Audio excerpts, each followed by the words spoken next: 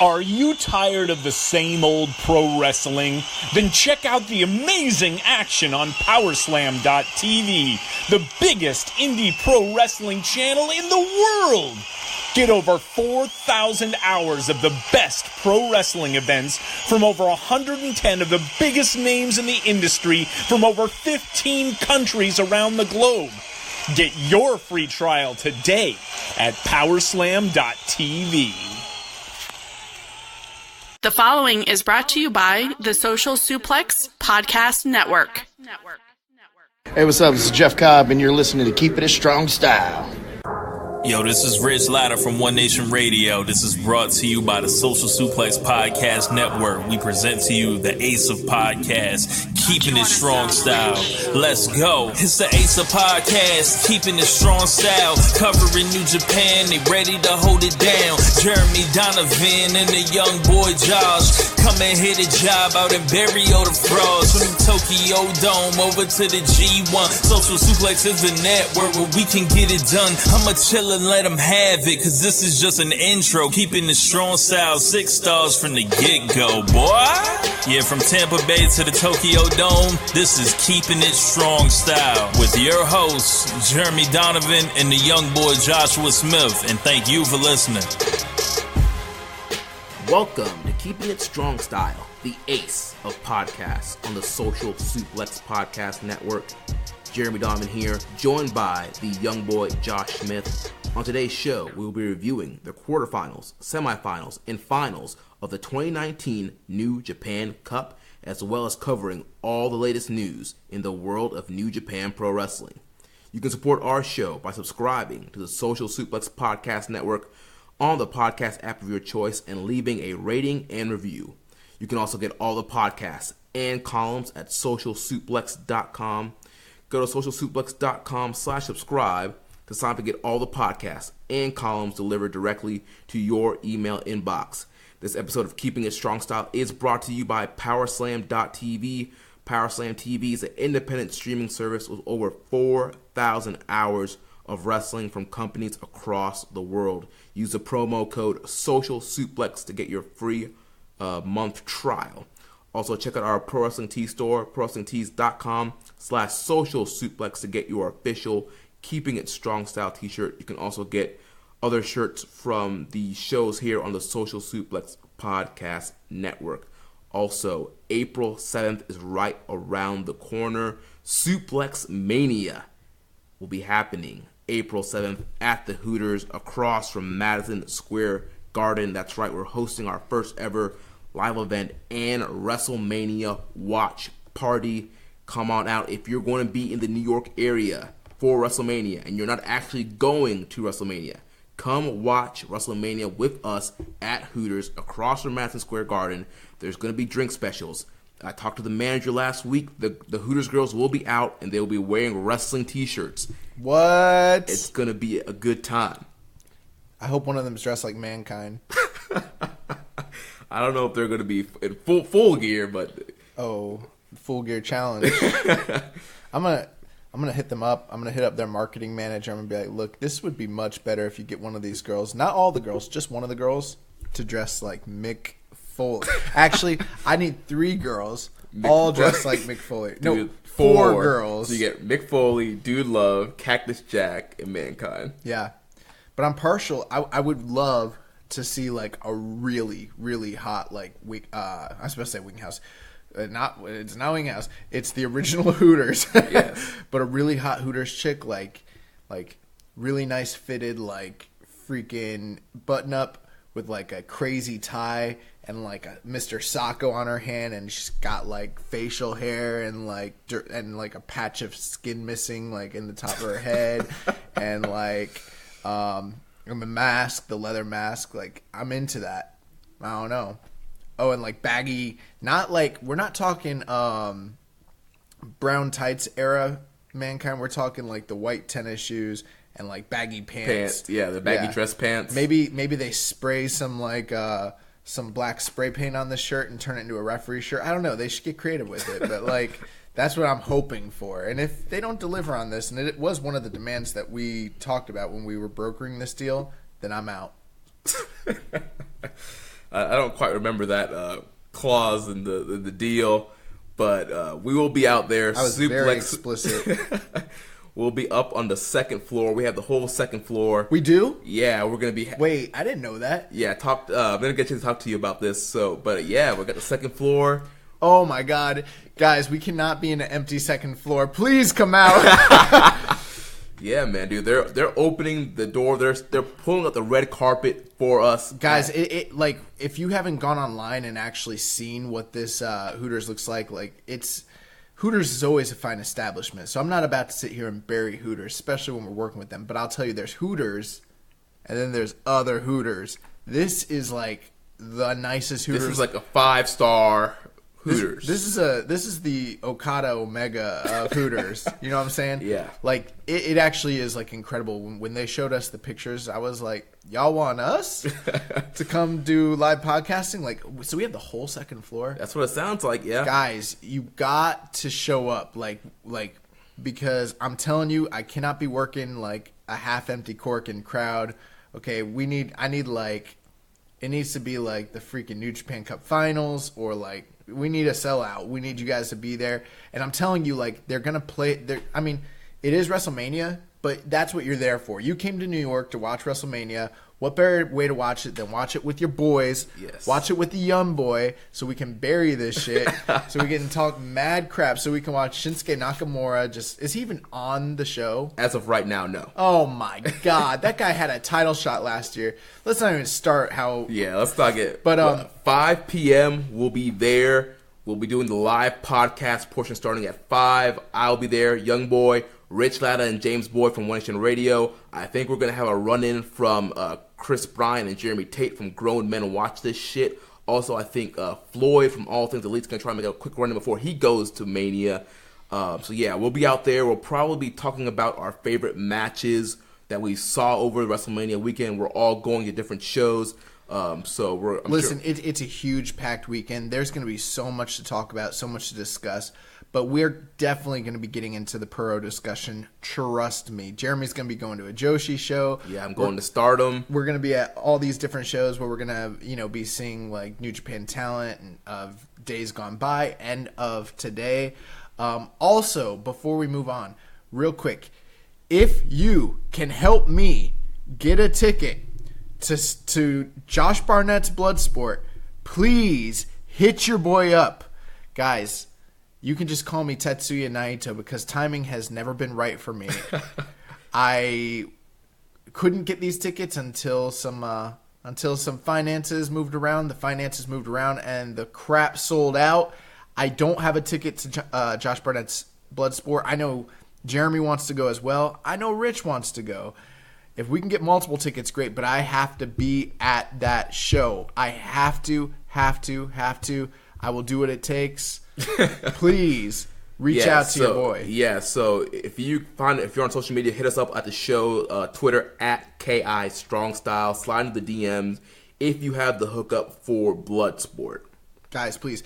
But in more important news, please, we want you guys to be there. We want to hang out with you guys. We want to put faces to the names of our listeners. Yes, I mean, so many people. I know a lot of you guys are going to be in New York, and you guys are the best out there, man. You guys have been supporting us from day one, so we want you out there. Suplex Mania, 5 p.m. And here's the at thing: Hooters. No cover.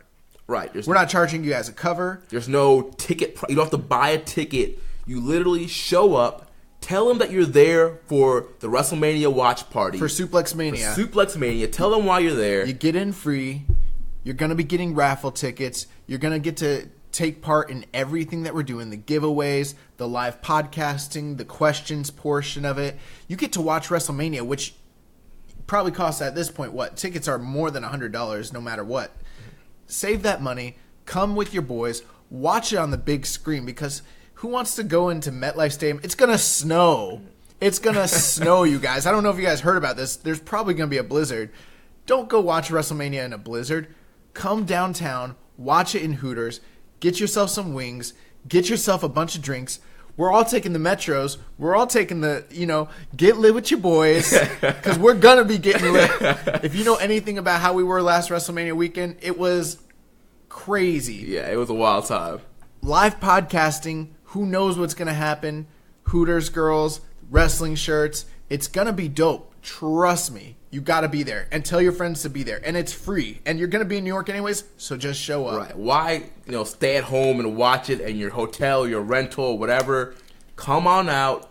Enjoy this night with the guys from Social Suplex. There's going to be tons of wrestling fans in the city. Tons of fans coming to this event. So come on out, guys. Not only that, almost anywhere else that you go in the city, they're going to be charging you for this. This is a free event with drink specials, with giveaways, with the best wrestling coverage on the entire effing internet. It's Social effing Suplex. It's Keepin It Effing Strong Style. You know what I'm saying? So, guys, come out. Yeah. Like, I'm freaking stoked about it. I'm ready to, cut a freaking promo on this thing. Like, you don't even know. Yeah, dude, I'm super hyped. I mean, this is going to be a great opportunity for Social Suplex. I mean... And at that point, we'll get to, celebrate the new 2-year reign of Kazuchika Okada. It's going to be great. Oh, man. We get to celebrate everything that's going to happen on that freaking G1 super card. That G1 super card. So, yeah, it's going to be awesome. All right. So, we got some New Japan Cup shows to review and wrap up here. Bro, so many. Dude. How many shows? Was it 14 shows? 12. 12. In what, 3 weeks? About, right? Yeah. Or 2.5, something like that? Yep, 3 weeks. Yeah. It's a lot, bro. It's a lot. It's a lot. A lot of content. But, overall, thought it was a great tournament, man. I enjoyed majority of everything I watched here. But, let's kick it off. The quarterfinals where we left off. So, night 9 quarterfinals, we had the Stone Pitbull, Tomohiro Ishii, taking on the headhunter Yoshihashi. Yeah, so we come to you from Twin Messe Shizuoka in Shizuoka, Japan. And, yeah, man, chaos explodes. Yeah, I mean, we've been seeing multiple chaos versus chaos matches in this tournament. We kind of touched on it last week and wondering if, this was kind of like some kind of story that they were telling with Okada. Some kind, this kind of like a test kind of thing, or building respect back up for the members of Chaos. But here we had Ishii and Yoshihashi. What do you think about this matchup? And we'll talk about it because I've got nothing but praise for Ishii when it comes to this this tournament.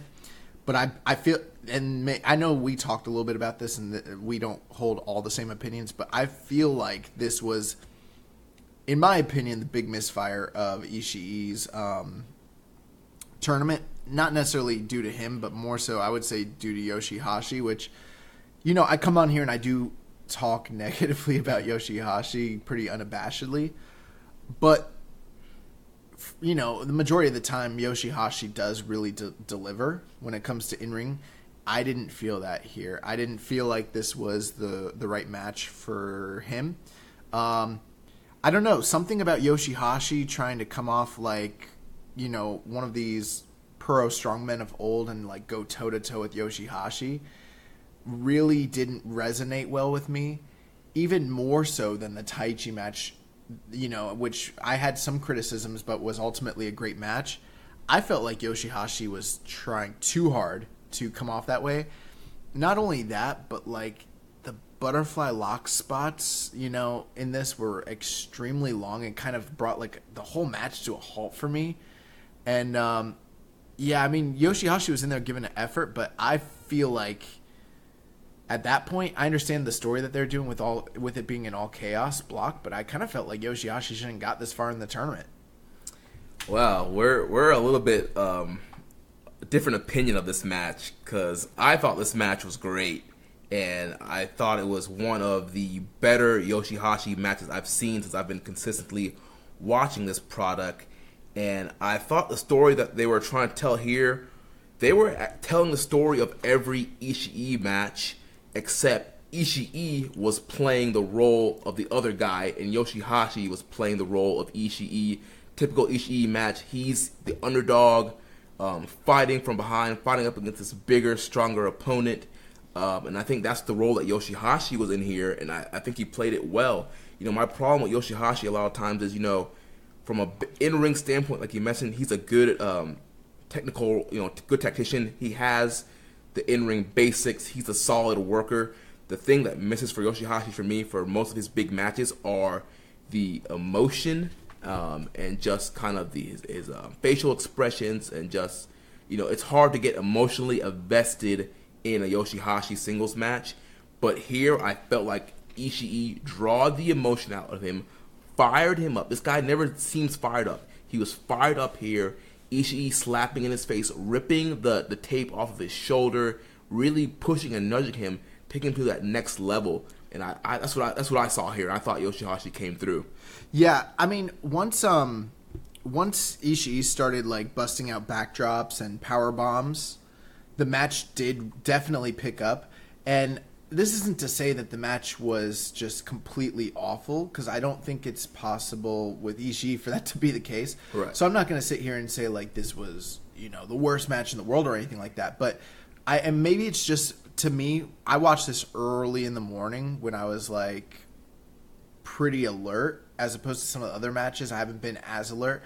So I think I was like more like centered in on what was going on. And so usually I feel like if I wasn't paying a lot of attention, some of the early plotting stuff with Yoshihashi probably would have got a pass from me, because I probably wouldn't have noticed how much time had passed. And, but I was really tuned in, and I felt like while I was tuned in, I was like, this is not good, until things picked up. And, I'm not necessarily someone who's going to bury something for being slow, as long as it's building and is setting a foundation. I could totally agree with you. I see, where the story was going there, but to me, I don't know. Just Yoshihashi trying to play like Kobashi or Sasuke, and do all these crazy strike exchanges and like kill Ishii. I feel like it was the wrong guy to do it with. It didn't come off believable to me, anyways. Mm-hmm. And there was a lot of plotting and those long, butterfly locks. I know I'm probably gonna get buried for having this opinion, but we got to keep it 100 on here. Yeah, man. Yeah, tell your honest opinion, man. Not everybody's gonna agree and like the same stuff, but I thought that what I thought, to be honest with you, I thought Ishii was great when he was doing the bumbling stuff that you were talking about.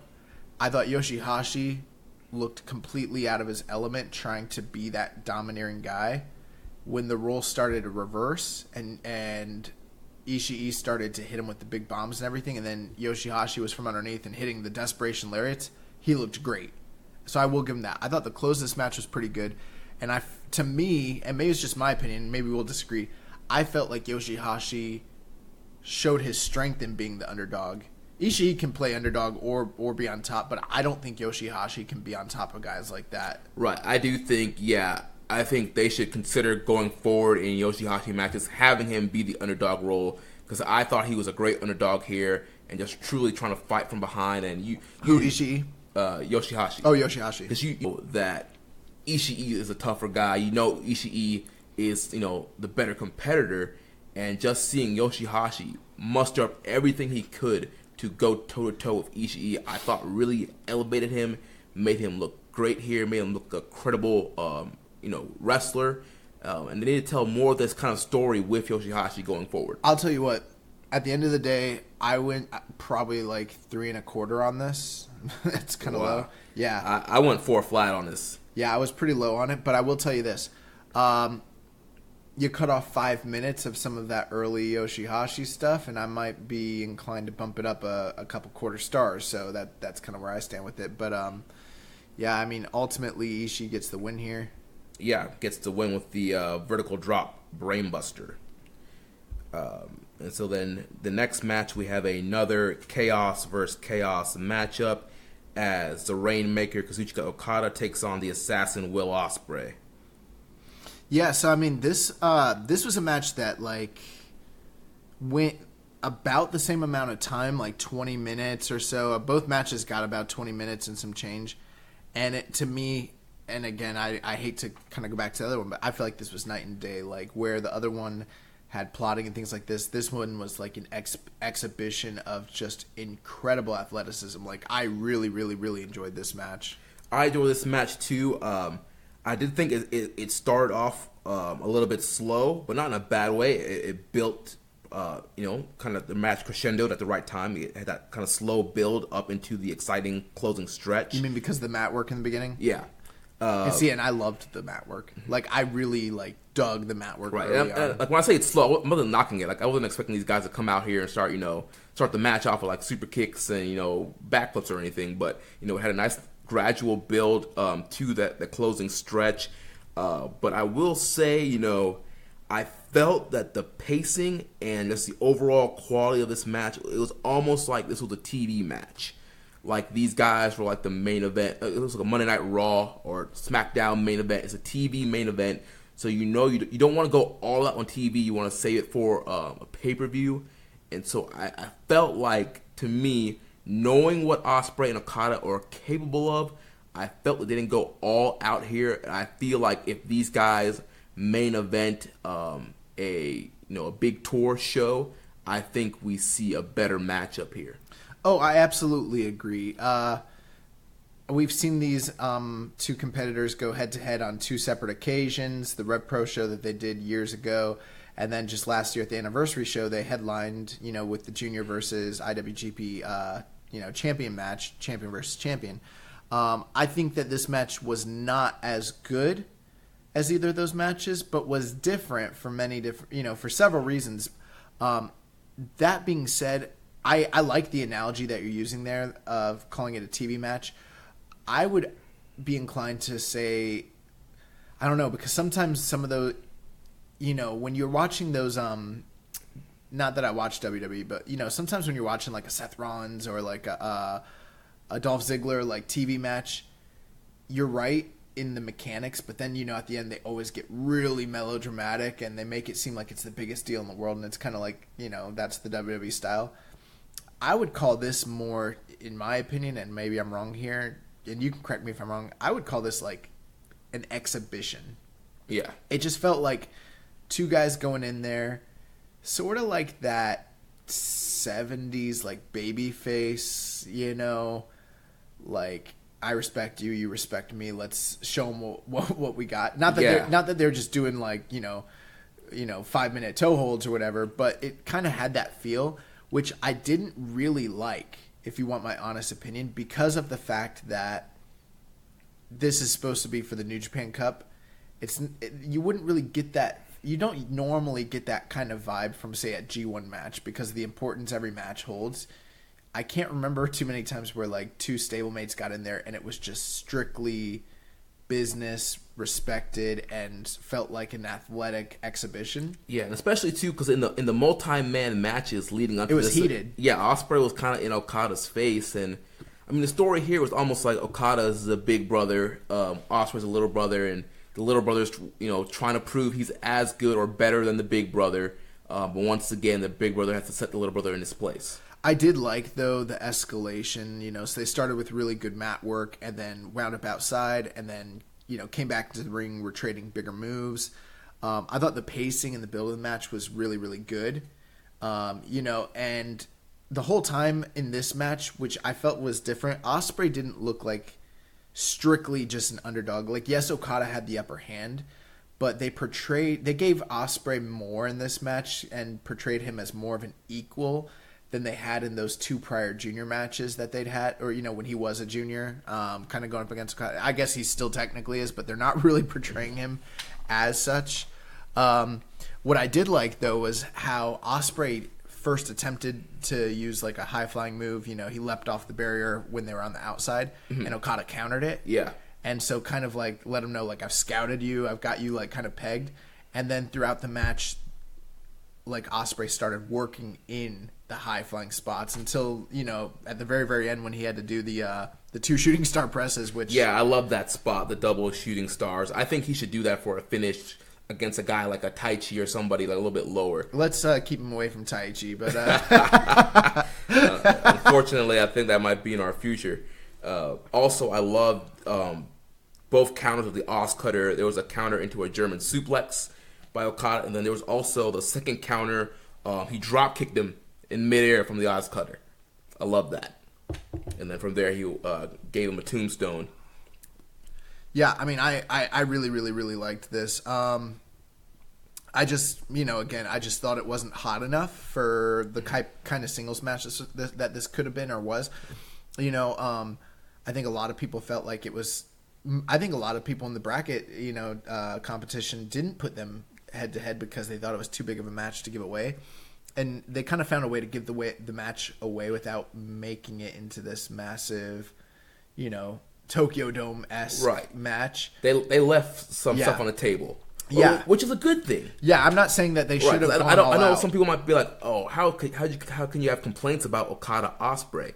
And dude, this was a great match. Yeah, I rated it 4.25. I'm right there with you. I thought it was about 4.25. At the end of the day, when I see Okada and Ospreay on the card, I'm expecting 4.5 or higher. It's not really so much the match quality for me. I think it was a good idea for them to leave something to be desired so we can anticipate the bigger match that they're going to have down the road when and if that does happen. Mm-hmm. It was just the lack of heat coming from them, which didn't line up with the build like you had mentioned. Right. And looking at the previous match, the Ishii Yoshihashi, I mean, those guys were pretty heated, and you could tell those guys were fighting. I would agree. That the New Japan Cup, the world title shot is on the line. Like, Ishii was that way in every single match of this tournament, though. He's like, I don't care if you're chaos. Ishii's that way in every match of his entire life. Right. Ishii came out of his mom, and he was that way. Came out and brain busted the doctor. Freaking bit the umbilical cord and just freed himself. Yeah. Throwing headbutts from that age, Yeah, they had to keep him locked up in the nursery by himself because he was headbutting kids and just going crazy. But yeah, I mean, I still thought it was a great match, and it's definitely one of the recommended matches of the tournament. I would really recommend this. I thought it was a very, very good match. I think it was a good way to kind of measure where Will is and his progression within the company and his ascension to the top of the card. I think down the road they got a better match than them, but yeah, this was great. I wouldn't call it match of the year or anything, but this was not like a skip or a miss or anything. I mean, I think it was, to me, I like their other two matches better than this one. Yeah, I definitely like the anniversary show match better. This might be better than the Rev Pro match. I don't know. I honestly, I don't think I've seen the Rev Pro match. We watched it together last year. We did? Yeah. Oh, well, I don't remember it. I showed you. I was like, you have to see this. And then after we watched it, you were like, that was good. Okay, well, I mean, dude, I've watched... Look at the impression it's left with you. Dude, you know how much matches I probably watched the last time we watched that match? Yeah. And not just New Japan? Yeah. But yeah, I remember the anniversary match, and I like the anniversary match better than this match. But yeah, I agree. Looking forward to their next matchup, and I'm sure it'll be on a bigger tour, and give us what we're looking for. And so after night 9, that effectively eliminates Yoshihashi and Will Ospreay, leaving us with a A block semifinal match of Kazuchika Okada and Tomohiro Ishii. Now we go over to the B block, and on night 10. Or day 10, night 10, however you want to say it, we start off with the first quarterfinal match between Seiya Sanada and Colt Boom Boom Cabana. Yeah, so I mean, this match was classic. It was fine. I mean, was it even fine? Would you say that it was fine? Here's the thing, like Colt Cabana matches, they're comedy matches. Like, I don't go into a 2018, 2019 Colt Cabana match expecting some kind of mat classic or for him to be some kind of crazy workhorse. I'm expecting comedy, shenanigans, and that's how they've been establishing him in New Japan as another comedy character. And his little jokes and antics have been getting over with the crowd. Crowd's been laughing, getting behind him, think he's funny, they kind of see him almost like a Toriano, I'm guessing, based on their reactions to him. And so he's getting over with the crowd. Yeah. Yeah. And so in this match, I wasn't expecting Colt Cabana to go all out. And with Sanada, the pattern that we've kind of been seeing is he kind of wrestles almost to the level of who he's in the ring with. So I wasn't expecting Sanada to go all out either. You know what? I wouldn't criticize Sanada for this match. I would criticize Colt Cabana. I didn't think Sanada wrestled to Colt's level. I think Colt couldn't wrestle to Sanada's level in this particular match. Right. That's what I'm saying. Sanada couldn't go all out here. I think Sonata was trying really hard, actually. In this particular match, I would agree with you most of the time. I do think Sonata has a tendency to wrestle to other guys' levels. But, once they hit the outside, I felt like Cabana, was trying to work this style, but, I don't know if it was just communication issues or, different styles, but I didn't feel like Cabana. Right. And I think, too, because at the beginning of the match, you got more of the antics, and I think towards the end of the match, he was trying to be a little bit more of a serious Cabana. He was trying to wrestle like the strong style, the Japanese. Right. And he busted out the Billy Goat's Curse, the inverted Boston Crab that he's made famous in Ring of Honor. But again, it's one of those spots where the crowd didn't recognize it. Me as a Ring of Honor guy that's watched Cabana for years, I'm like, oh, Billy Goat's Curse, popped for that spot, but nobody knows that's. I bet you did. I bet you popped mad hard. You were like, oh my god, the Billy Goat's Curse. Those fans didn't know. That's one of Cabana's finishers. So, but let me ask you this before we move on. So obviously we touched on it last week, and it kind of came to fruition. Sonata's ascension and potential promotion was a big storyline and a big focus here in this tournament. We wind up with a semifinal of him versus Colt Cabana. Do you think that Gato made the right booking? Because ultimately Sonata was going to go over no matter who it was at this point. Do you think that they put him in there with the right guy to equip him to have a good accounting of himself at this point? To move on into the semifinals and ultimately the finals, or do you think that there could have been a better matchup here, other than Colt Cabana for Sonata? I think there could have been a better matchup. I think they could have went with somebody, a little bit, I think Suzuki would have probably have been a better matchup going into the semifinals and quarterfinals. Well, let's just assume that we still had the same brackets that we wound up with, so he gets Goto the first round, Sonata gets Goto the first round, gets Suzuki the second round. Coming out of that other mini block, you had the option of Davey Boy Smith Jr., Toru Yano, or Makabe. I got to tell you, for me personally, I think I would have taken Davey Boy Smith? Any of those three over Colt Cabana. Yeah, I think I would have, give Davey Boy Smith Jr. a little run and had him up against Sonata. Especially based off their history with the KES-LIJ rivalry. Yeah. They could have played that story into the match. Yeah, I think those two guys work well together. Another thing, too, is, a couple things. I think Colt Cabana looks out of shape, to be honest with you. Is something I noticed on this tour. He is an older guy, and he is a little less active, so it's not me sitting here saying, do some DDP yoga or whatever. Right. But I was a little worried about the guy being able to kind of go at the New Japan level. He was doing comedy stuff, so I get it. With his shape, and I think that's why he developed that comedy style, is so that he can keep wrestling, and he doesn't have to be jacked to the gills or anything. He can do this comedy style for a long time, like you mentioned. I mean, he's mainly a commentator on Ring of Honor. He still does a lot of international tours and stuff. But he's not like a serious guy. I mean, he's not somebody that the companies are like bidding for, trying to get as one of their top stars. That's not true. WWE will sign him tomorrow. If he was a free agent, he would be on the Largo loop.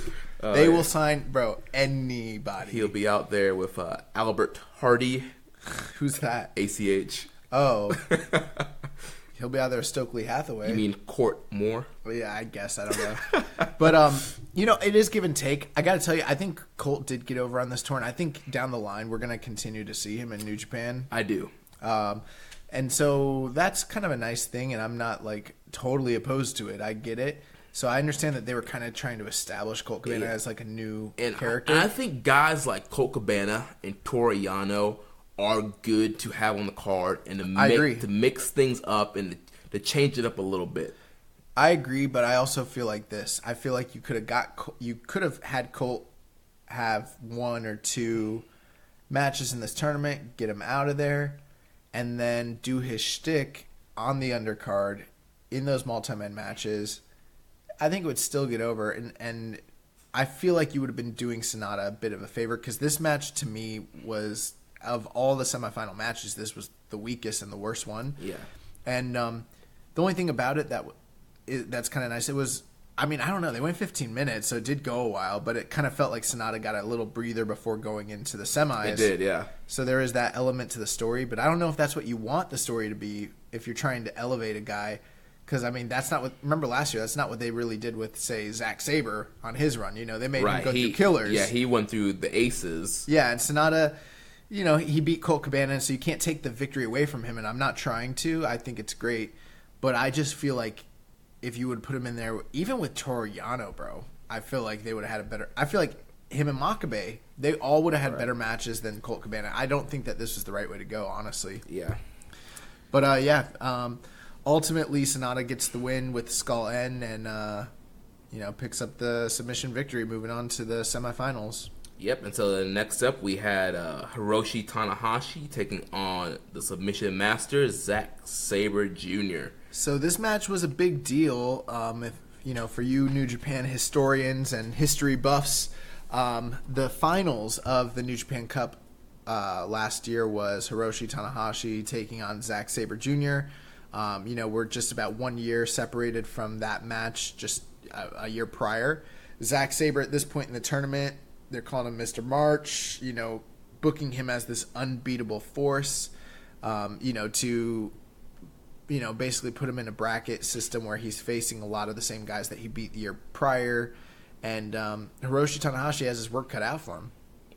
Yeah, they did a great job of building up Zach here and kind of giving him almost that killer run like they did last year. Yeah. It placed the seed of doubt in your mind. Could Tanahashi beat Sabre again, or is Sabre gonna, tap him out and go on to semis? It didn't put doubt in my mind. It put assurance in my mind. Sabre was gonna beat Tanahashi. I was very confident about this. Very, very confident. Yeah, I mean, to me, at the point, when Sabre knocked out Ibushi, I was like, well, he's going to the he's going to the finals again.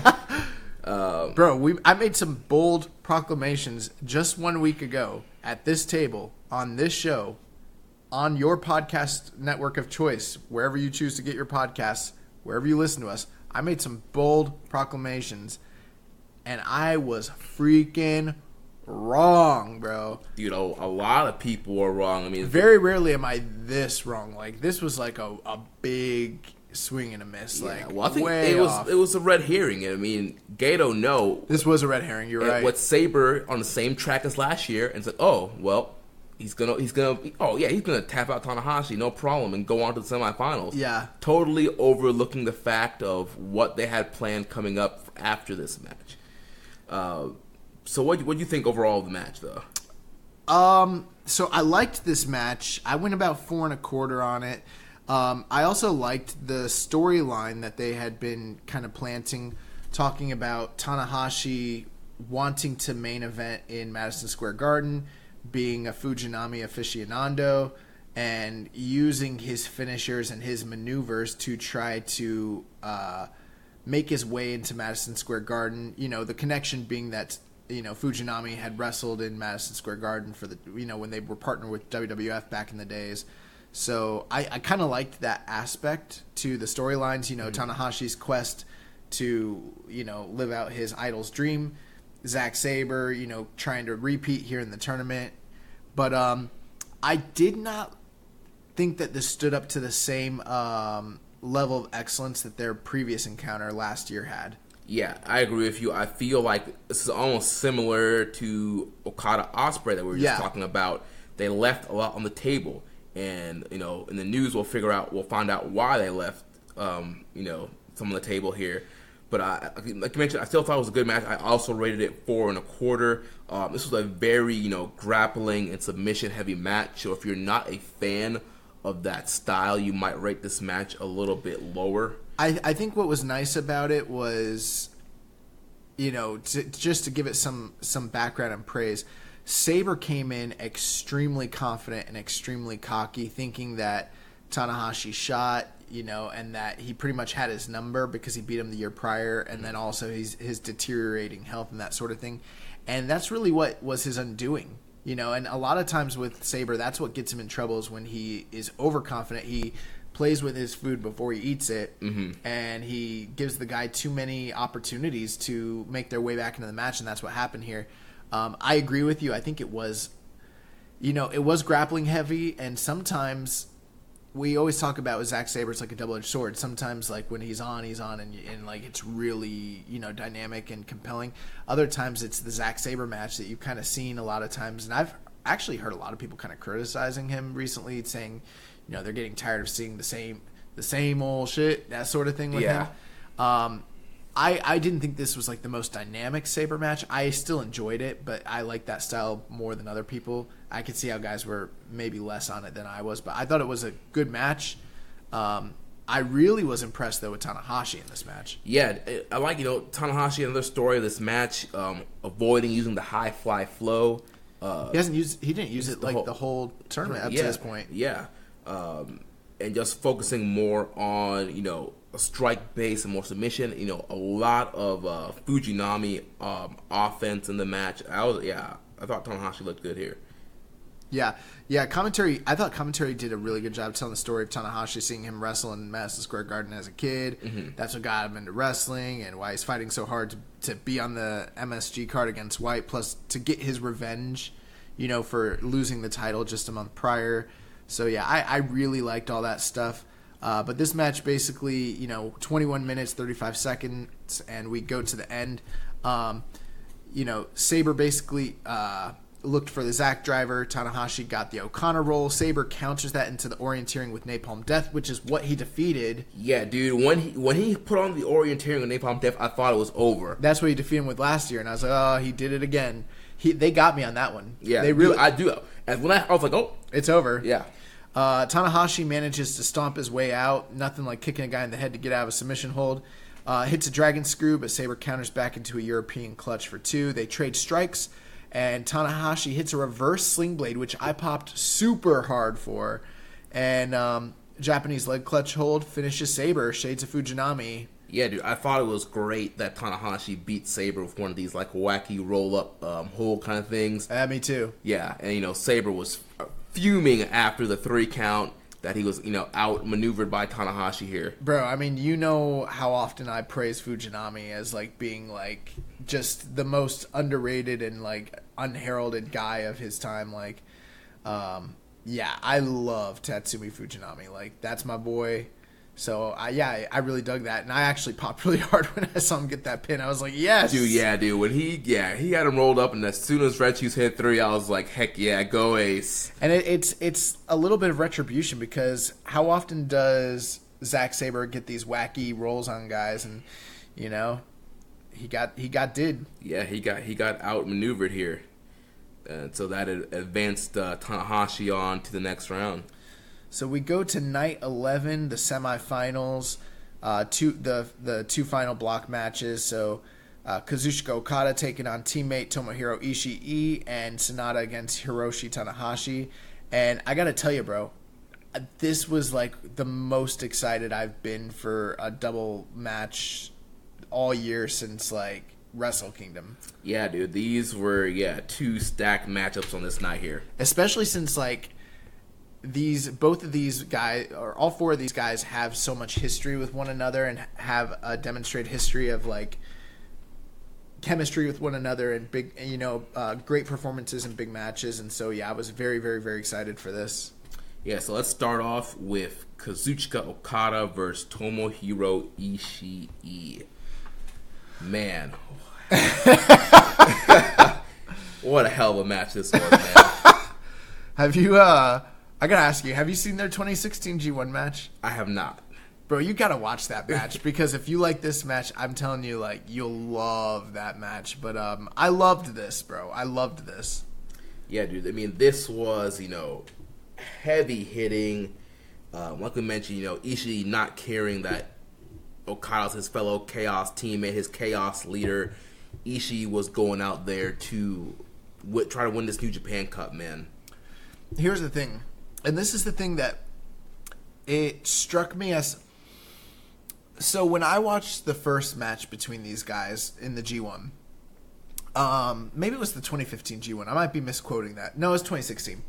I was more of a casual viewer of New Japan, even though I've always watched New Japan throughout the years. At that point in time, I was a more casual viewer up at that point.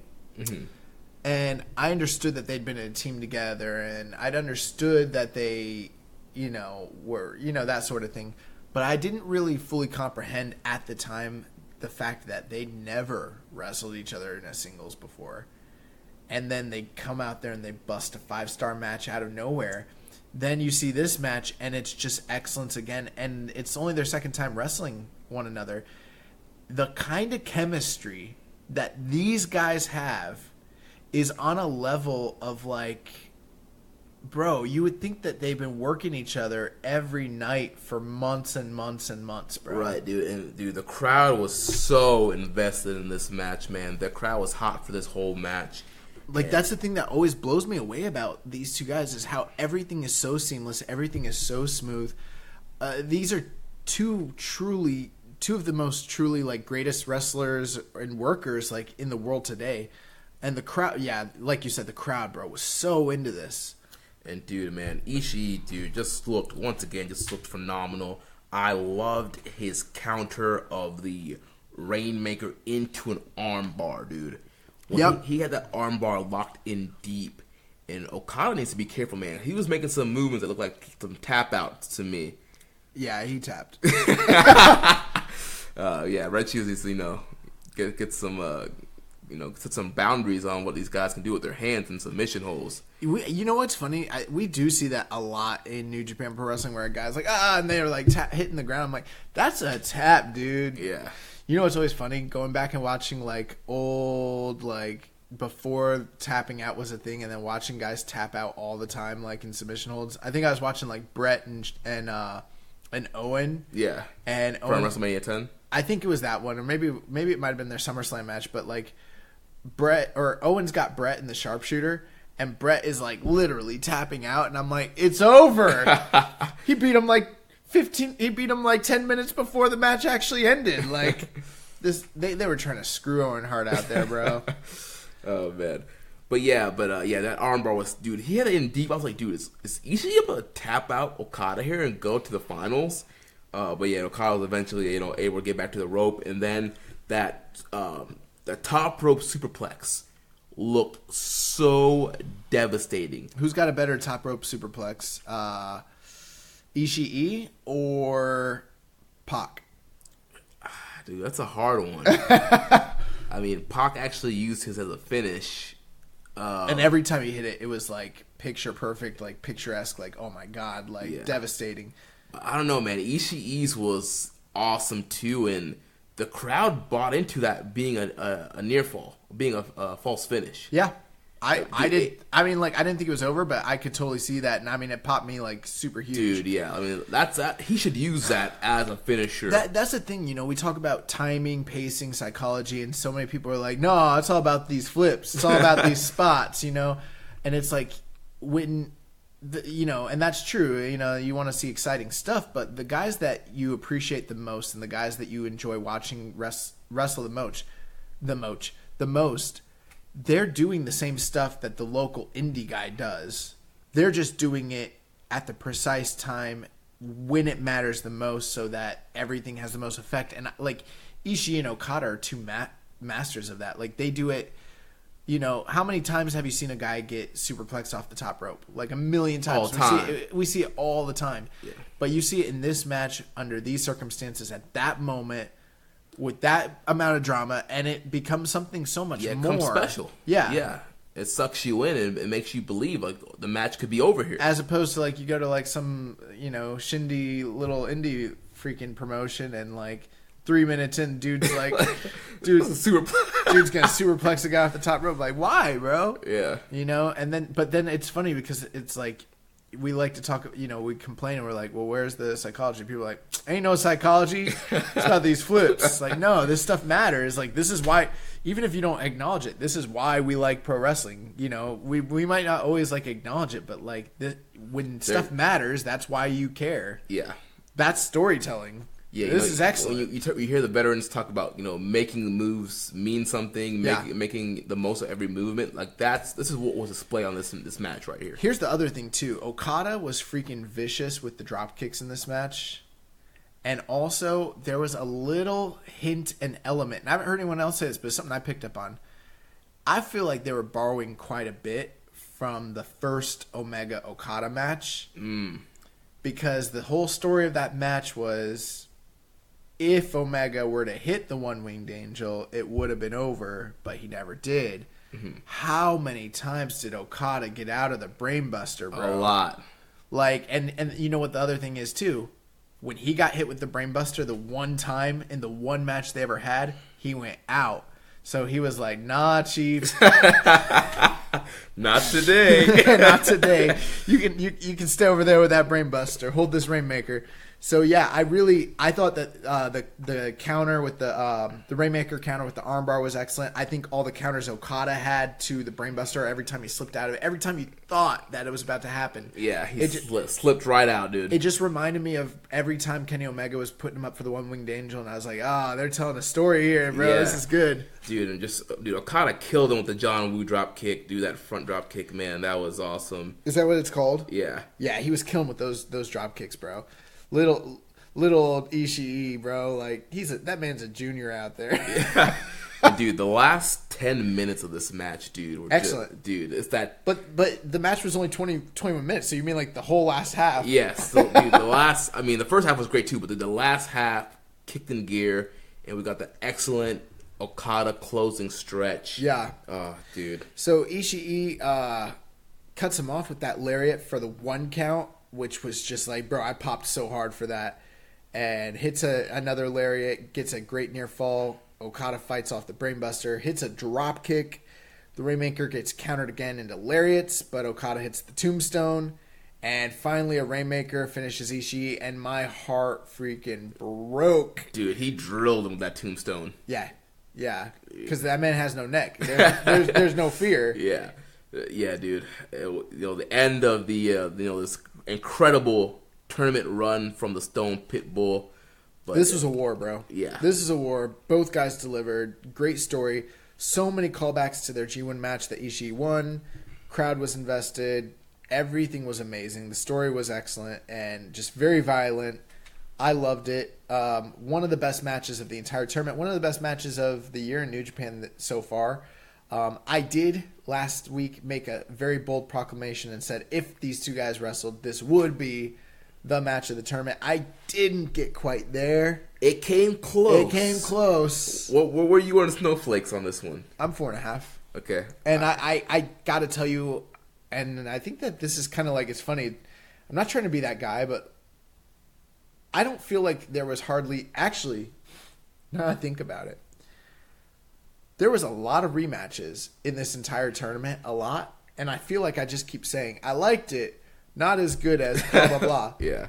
I don't think that, and this is just a spoiler alert, I don't think any match in this entire tournament was better than most of the matches that they were rematches of prior in careers. So I just want to preface that and say it now so that I don't wind up sounding like a broken record. Yeah. I didn't think this was as good as their G1 match from 2016, but it was a fitting sequel. You know, if that match was Godfather Part 1, this is definitely Godfather Part 2. This was great. Yeah, I went 4.75 on this. Woo! Yo, you're overrating shit. You Dave Meltzer out here in these streets, boy. I guess I am. I went 5 snowflakes I on know. Ibushi and Naito. You know what's funny, bro? You're the only person I know that I like actually know that went 5 stars on No, that. Kasanka went 5 on it too. Larry Kazanka did? Yeah. Oh, okay. Never mind. Just you and Larry. You guys stand alone. Yeah, I guess we do, man. I figured the 5 snowflakes. What did Dave give that? 4.5. Oh, so he was right there with me. I guess I'm a good star rater. Nah, he's crazy too. He be overrating shit all the time. Yeah. Like, Sometimes I'm like, bro, I be telling you guys. Now, this is not a podcast where we bury Dave Meltzer like some of the other podcasts on our network, Ricky and Clive. yeah. But yeah, I think sometimes Dave is kind of crazy. But you know what? The thing about star ratings, they're subjective. They're not. They're all based on the personal preference and what you like. No, I bump that. There's accurate and inaccurate. I don't know. I think I'm pretty accurate. You're pretty. No, you are. You're actually. Yeah, absolutely. I think you're a very accurate star rater. I hardly even do it. So awesome matchup. So then the main event of this evening, the hometown hero, the hometown boy, Sonata, taking on the ace, Hiroshi Tanahashi. Were you surprised that this got the head billing over Okada Ishii? Because I was. I wasn't when I figured out it was his hometown. Yeah. And that the next night was in his hometown as well. I was like, I see what you're doing here, Gato. Kind of, yeah. Once I realized that, I was like, ruh-roh. Oh, man, yeah. Dude, I sound like an idiot now last week. Totally counting out Sonata. Well, here's the thing, like, you were yeah, bro, like... I was like, yeah. There's a little Sonata story there. That's not gonna happen. That's not gonna happen. It's gonna be, it's gonna be, Okada Tanahashi or Okada Sabre. Bro, normally we don't have a lot of things where we don't, like, I don't know, not that we agree, but like that there's not cohesion. But you just kept moving past Sonata, and I was like, whoa, stop moving past Sonata. Like, this is a real thing that could happen, and you're like, that's not gonna happen. Yeah, dude. Like, you went through like Saber's storyline, and you like bypassed him, and then you went through Tanahashi's storyline, and you bypassed him, and I was like, yeah, but bro, like Sonata might be there, and you're like, eh. But I got to tell you, like, obviously, I'm just as egregiously, my call was just as egregious. I had Zack Sabre going all the way, but there was this. I mean, I listened to the episode last week, so I remember I was like, dude, they could be elevating Sonata to go to these finals. Yeah, and also too, one of the things, if you got to pay attention to the booking. If you look at his last two tournaments, every year he advanced one higher than the year previous. So the first time he made it to the... In the New Japan Cup, First year he made it to the corner. Last year he made it to the semi. This year he made it to the finals. Yeah. I think I didn't know that specifically, but I think I did say he went so far last year, and it wouldn't be too crazy for him to go past that. I mean, they just took the title belts off of him and Evil, kind of freeing them up to do some single stuff. And, and that was the thing that I'd mentioned is, like, with Sonata, if you do him in Tanahashi or you do him in Sabre, either way, you have a built-in storyline because of the history between the competitors. With Sonata, when he first broke into New Japan Pro Wrestling, in his debut match during the G1, this is the guy that he wrestled, and this is the guy that he beat.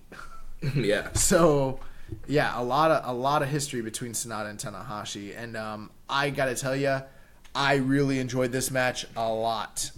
Yeah, dude, I thought this was a great match, and it was a different kind of layout than the previous match.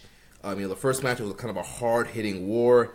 This one was almost more of a technical kind of classic, a lot of counters and grappling and mat wrestling, a lot of back and forth kind of going on here. We saw a lot of side headlocks, a lot of cravats. You know how I feel about the cravat. Yes.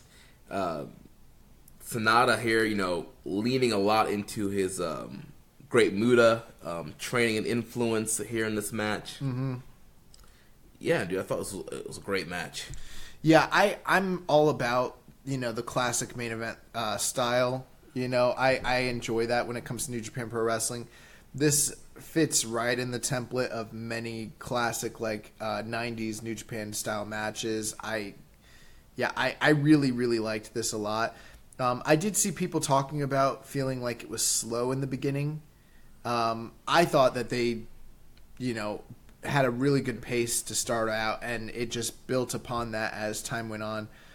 But obviously things started culminating in the middle of the match when we started getting a lot of submission, like the Clover Leaf and, Hurricane Ranas and, a lot of different teases for, like the skull end and that sort of thing. And it kind of really became a battle for the submission, which I liked a lot.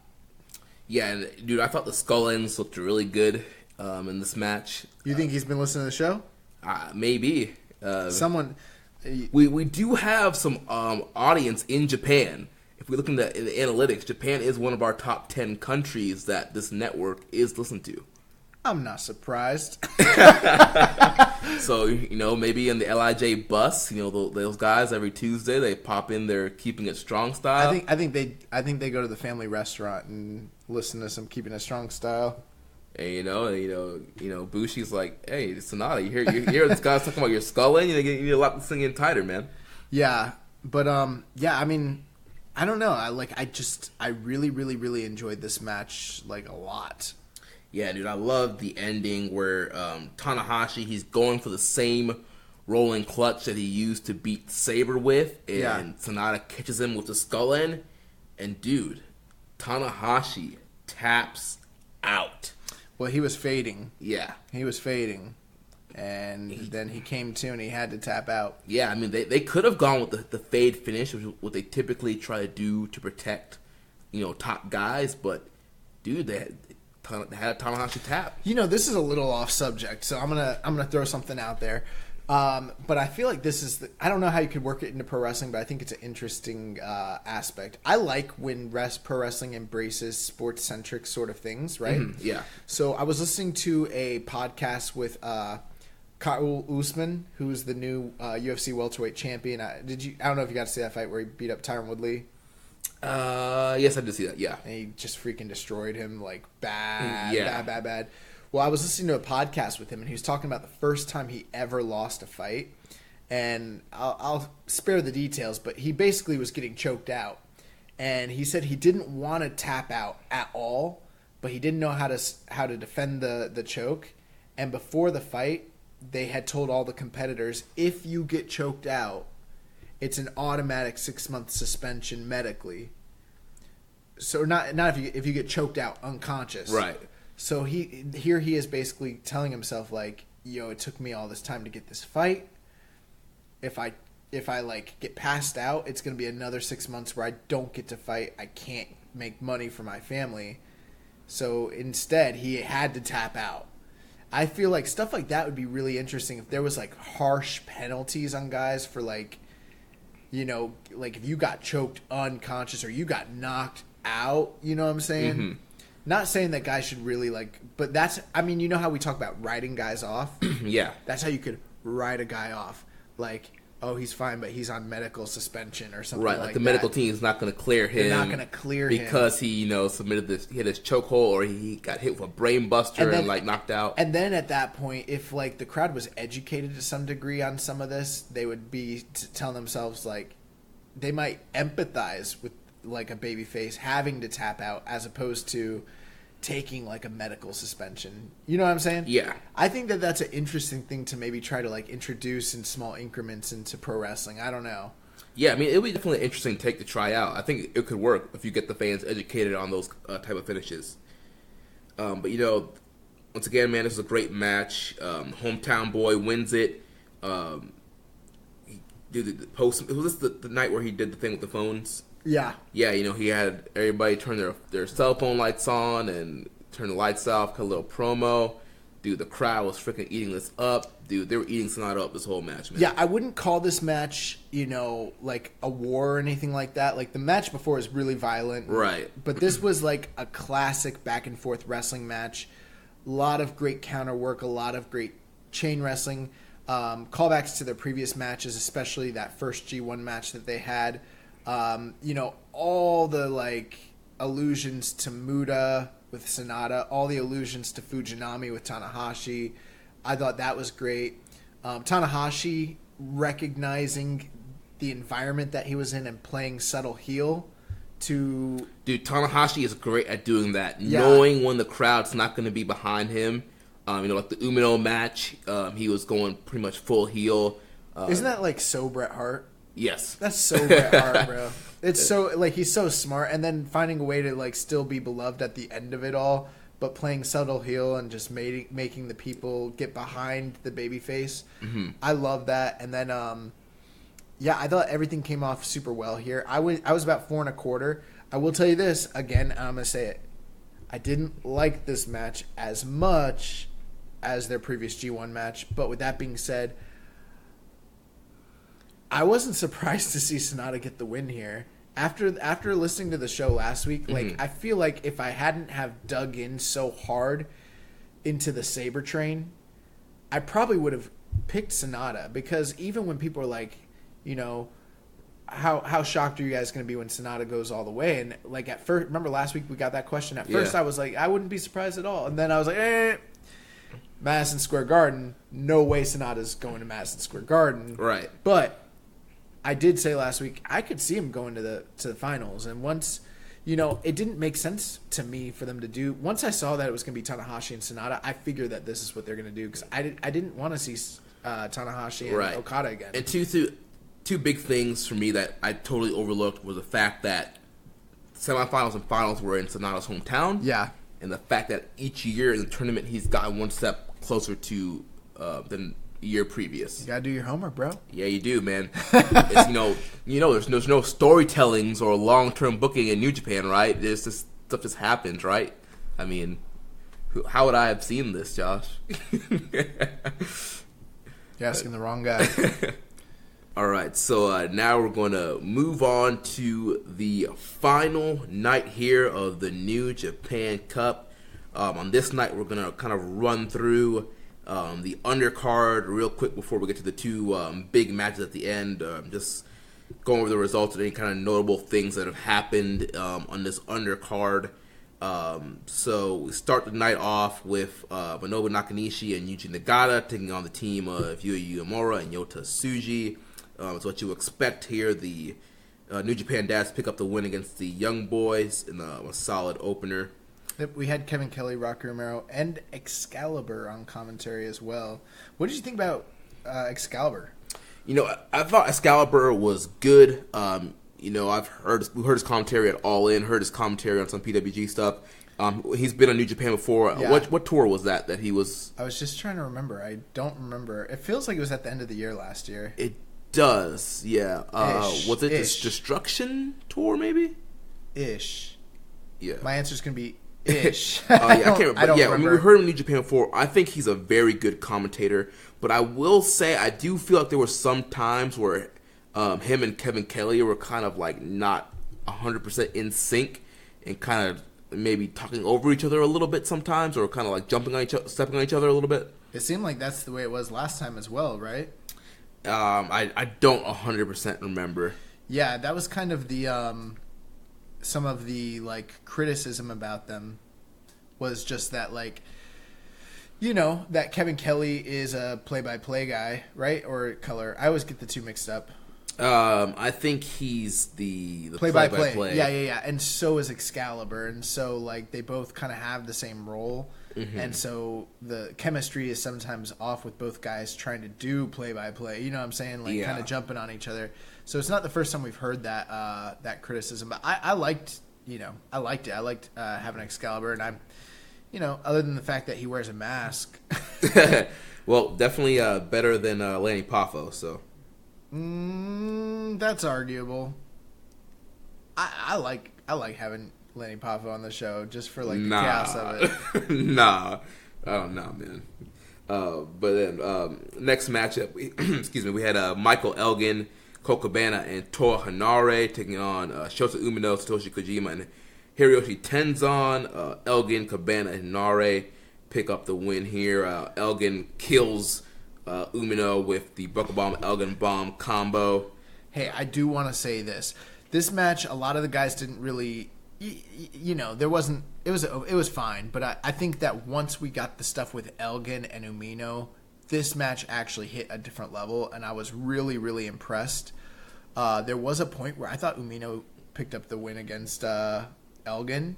Obviously, they didn't do that, and I just said to myself, like, dude, one of these times they've got to give us a young lion beating an established superstar. Yeah, get it with a quick, inside cradle or a Lama to straight all. It's just because, and I'm saying that because I know it hasn't been something that they do often, if at all, in recent years. But there was a time in this company, you go back 17, 18 years, you go back, to the dark era, or you go back to the 90s. There were times where young lions would roll up a bitch and get that win. And I we were sitting there and we were watching that together, and I was like, bro, what if Umino had just rolled up Elgin? Dude, all of a sudden you got that whole 1-2-3 Kid Razor Ramon sort of thing going on. And then you set up the one-on-one rematch, and then of course Elgin gets the win back and like wrecks him. Yeah. And then maybe you send him off on an excursion, but there'd always be that moment. Like, remember that time at the New Japan Cup Finals that Umino rolled up Michael Elgin? Like, that was freaking nuts. Mm-hmm. So just, Gato, I know you're out there. Just, consider it. Next up, we had Suzuki-gun of Minoru Suzuki, Lance Archer, and Dave Boy Smith Jr. taking on Honma and 2/3 of the never openweight 6-man champions, Toru Yano and Togi Makabe. What would you call this team? Because it's... You have a mashup of Great Bash Heel and the most violent players. Great violent players? Probably. Yeah, that sounds good. So KES and Suzuki get the win here. They hit the killer bomb on Honma.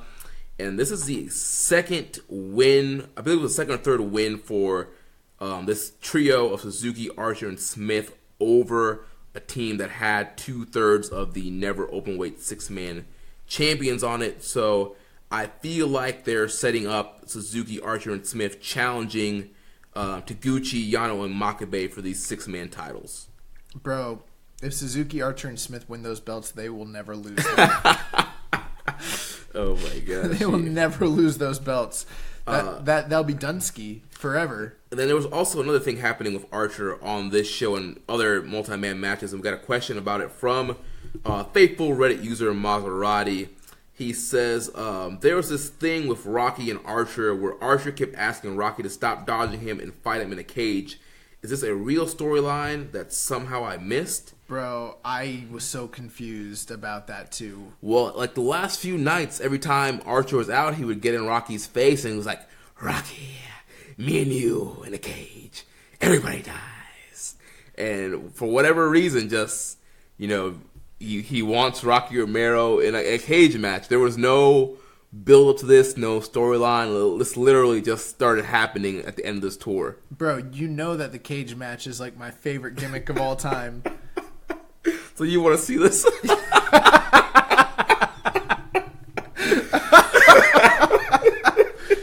Oh my! Not necessarily, but I mean, I'm down. Whatever. Oh man! So if they did like a Road to show, it's the same thing I say every time I'm out, and there's some questionable ish going on. Some reckless shit. I'm like, fuck it, I'm down. Oh my. Yeah, so Maserati, I don't know what they're doing with Rocky and Archer here.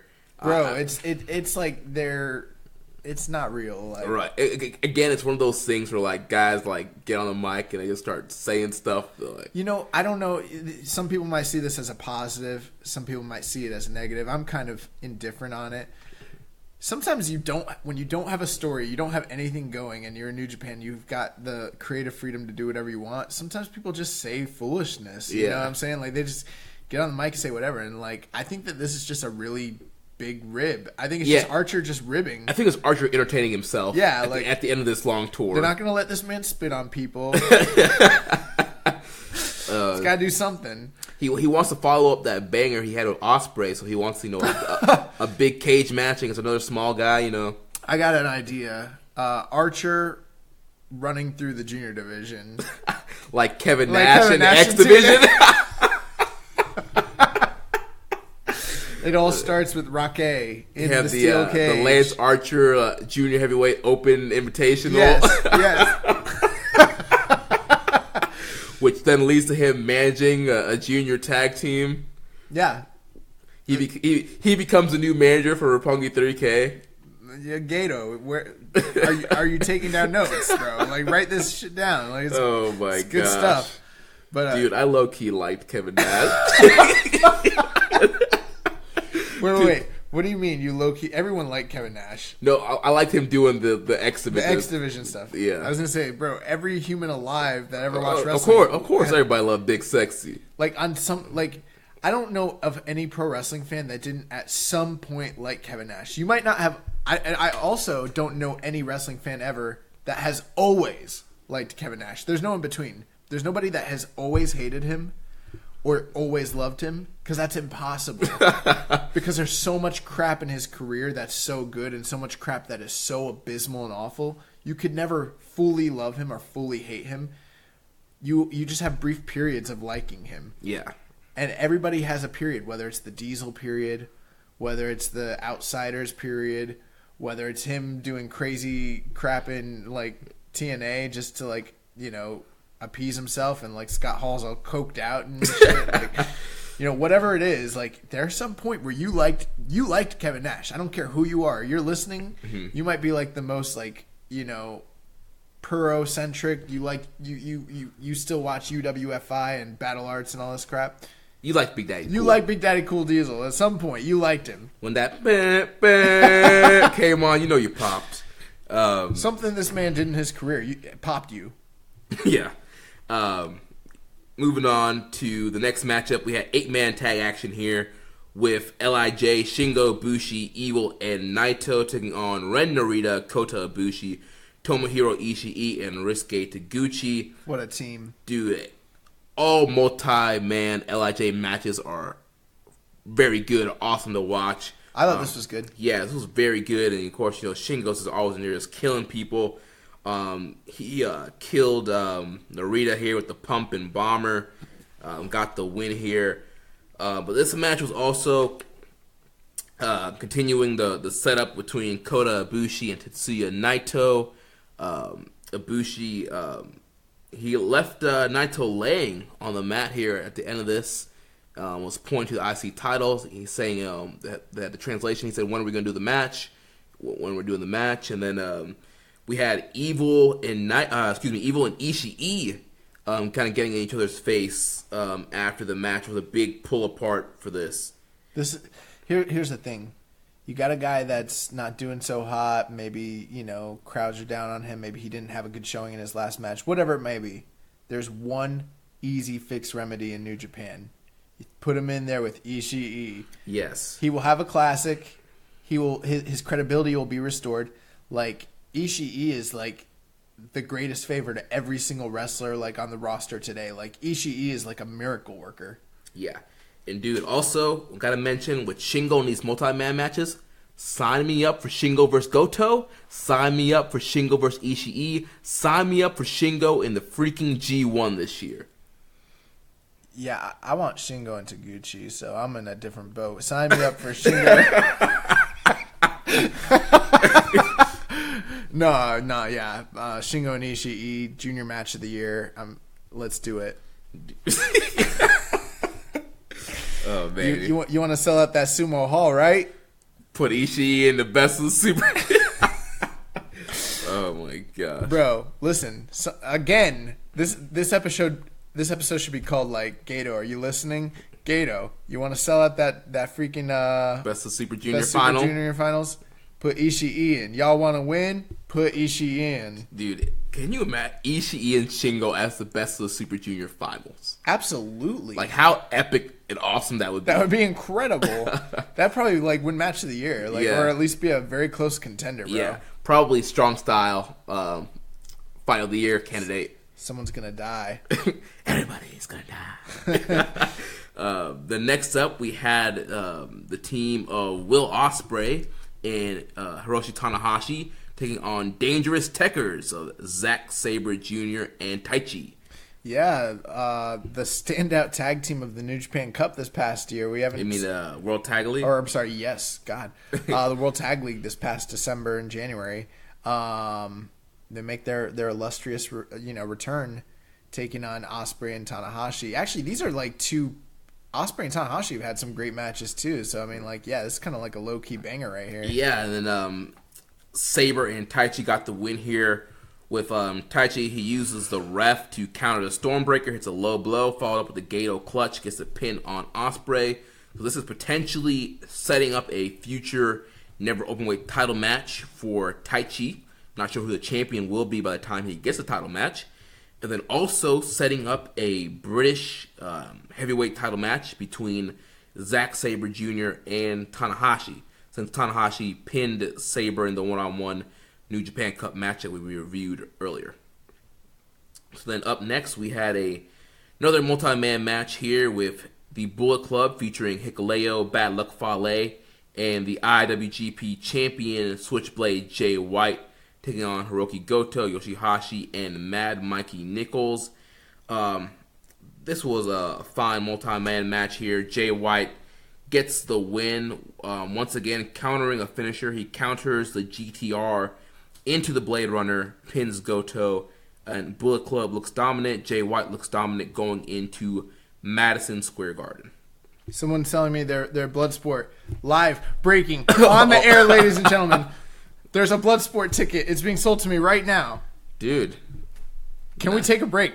Because I've totally been taken out of this podcast right now. Yeah, we'll take a... We'll return to action in 2 seconds. All right, ladies and gentlemen, we are back after a little brief intermission here. Listen, guys, I'm sorry. This is professional podcasting right here. Like, I just had to have Jeremy literally play back to me the last 2 segments of the show that we went through, going over the Sabre Taichi, Will Ospreay, and Tanahashi match, as well as the Bullet Club versus Sekigun match, or Chaos, sorry. Because as soon as I got a message, it was like, hey, I've got a Bloodsport ticket. Like, my whole entire everything, like, I was like Uma Thurman in Kill Bill, like like I completely zoned out. Like, I couldn't believe it. Oh, he just emailed me the ticket, bro. Like, I have been despondent for days. You guys don't understand. Like, they keep announcing matches, and I keep getting more and more pissed. I'm like, Killer Cross is fighting Davey Boy Smith. Like, what? Suzuki and Josh Barnett, bro. I've been... Shout out to Anthony Negron. He just hit me up in the middle of the night. This is my new... Forget Taichi. This is my savior now. Anthony Negron, because he came through in my 11th hour, my darkest hour, and my time of need, and he hit me up with that PayPal. He hit me up with the hookup. Shout out to Anthony. I'm going to have to do something cool for Anthony, even though I just paid him for this ticket. But, yeah, man, like, I have been despondent. I am so happy. You guys don't even know. Oh, my God. Now, Jeremy, we got to get you a ticket, bro. Yeah, go. I don't want to go to Jersey alone. I hate Jersey. I lived there. I hated it. Like, I don't want to. And it's North Jersey, which fine. Like, hey guys, if you're listening from Jersey, you get it. Actually, I lived on the Jersey Shore. I lived in AC, which I didn't love. I also lived like Cherry Hill, which is like right outside Philly. I didn't love that. I didn't really love Jersey, but like that metro area up there is tough. And that's like where it's at. So I don't want to go alone. I'll definitely get lost. And yeah, we gotta get you a ticket, bro. Yeah, so I'll be on the lookout for that. But let's get the one thing I wanted to touch on before we moved on. So, what are your thoughts on them setting up Taichi and Ospreay again? When Will kind of already moved on past this guy and sort of, he defeated him to get his shot at the Never title. Taichi already had a run with this belt last year, and I'm a little surprised, even though he's had some good showings lately, like that they're going to. It seems like they're going back to a title program with these two guys again. I guess they're probably setting it up for that. What, Sengoku Lord? Is that what it's called? Yeah, April 20th. I think that's happening. Yeah, but yeah. I mean, like I was mentioning earlier. I mean, we don't know who the champion's going to be. So right now, it looks like they're setting up Taichi and Ospreay. But wouldn't that incline you to think that means Will Ospreay is going to retain? It could make you, or Jeff Cobb beats Will Ospreay, and you do Jeff Cobb versus Taichi. They're going to do more of that. Listen, I'm not a fan of that. Like, I think if you set up a program, then just do the program. Like, don't do the whole I don't like bait and switch. Yeah. When or like last year remember when last year they were doing the whole thing with Goto, Taichi, and Elgin, and then we ended up getting a triple threat, and I was like, don't give us the bait and switch. just do what you're going to do. Yeah. So I think that's one of that is something I didn't even think of that. That's a good point. So yeah, I know a lot of people don't necessarily want to see the Taichi Ospreay match. I've seen a lot of people online kind of like being like, "Oh, we're going back to this again." I don't know. I just want to get your thoughts on it, but yeah, I mean, I think it'll be. I like the first match. I think they can have another good match together. If it is going to be Ospreay and Taichi, I guess, with it being a rematch, I'm kind of scared that they would have Taichi go over this time, and I don't think that should happen. And, maybe they might want to get the Never Belt off of Ospreay going into Best of the Super Juniors. Do you think that this would be bad booking? Ospreay beats Jeff Cobb for the TV title, and then turns around and drops it to him at the TV taping like the next day, or whenever their TV taping is, right? Following that, is that something that you'd be like on, and then they kind of just split the belts up right away? Yeah, I would be. It sounds like that's something they could hypothetically right, do. and I don't think they're doing tapings the next day because there's so much stuff going on. I'm just so used to them doing that. Yeah, that's what they normally do. But I feel like if I were them, I would do Ospreay and Cobb rematch on a Ring of Honor pay-per-view. Okay. To get and just be for the TV title. Well, interesting direction there. Also, obviously, kind of in this match, kind of teasing the stuff with Tanahashi and Zack Sabre, which we'll talk about later. But, we just talked about their match at New Japan Cup, and it seems like they're not totally done with that just yet. Mm-hmm.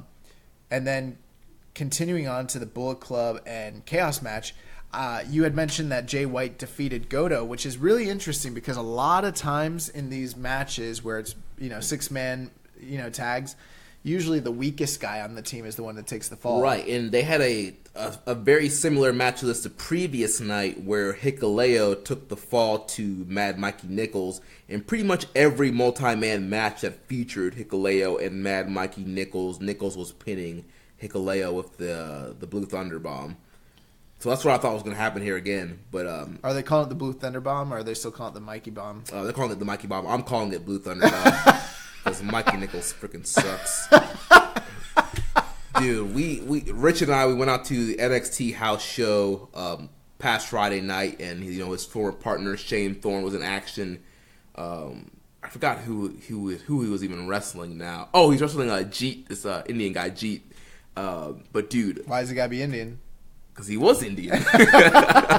But Shane Thorne Largo Loop match was so much better than freaking anything I've seen here of Mikey Nichols. You know what I thought you were about to say? Shane Thorne Largo Loop master. Like, dude, I was like how you guys are always being like Arya Davari, 205 legend. Dude, I told Michael, like, can we trade you for Nichols? I'm like, please come to New Japan. Oh man, that's rude, bro. He ain't doing nothing in NXT anyway. Come on over. Come get some of this Harold May money. I really wouldn't mind having Team DK back in New Japan just in general as a team. Bump that. Get Mikey Nichols out of there and replace him with Shane Thorne. Wow. Let's get this Shane Thorne singles run going. We got enough gaijin. No, I'm kidding. Actually, as a tag team, they're good as a team. I like Team DK. So yeah, that's what I would do ASAP if I were them. But yeah, I don't know what their plans are for Shane Thorne. But anyway, anything else on this Bullet Club Chaos match? Jay White beat Goto. Mm-hmm. The only other thing I can think of, and this is news for everybody, I just want to make this official announcement on the air. I know Rich is going to be like, oh my God. I definitely spent money this past Friday to purchase my first ever Jay White t-shirt. Really? Yeah. Wow. I'm hoping it comes in time for WrestleMania. Oh my God. I don't think it's going to. I don't know. You ordered from Pro Wrestling Tees? Yeah. It might be tight. It might be.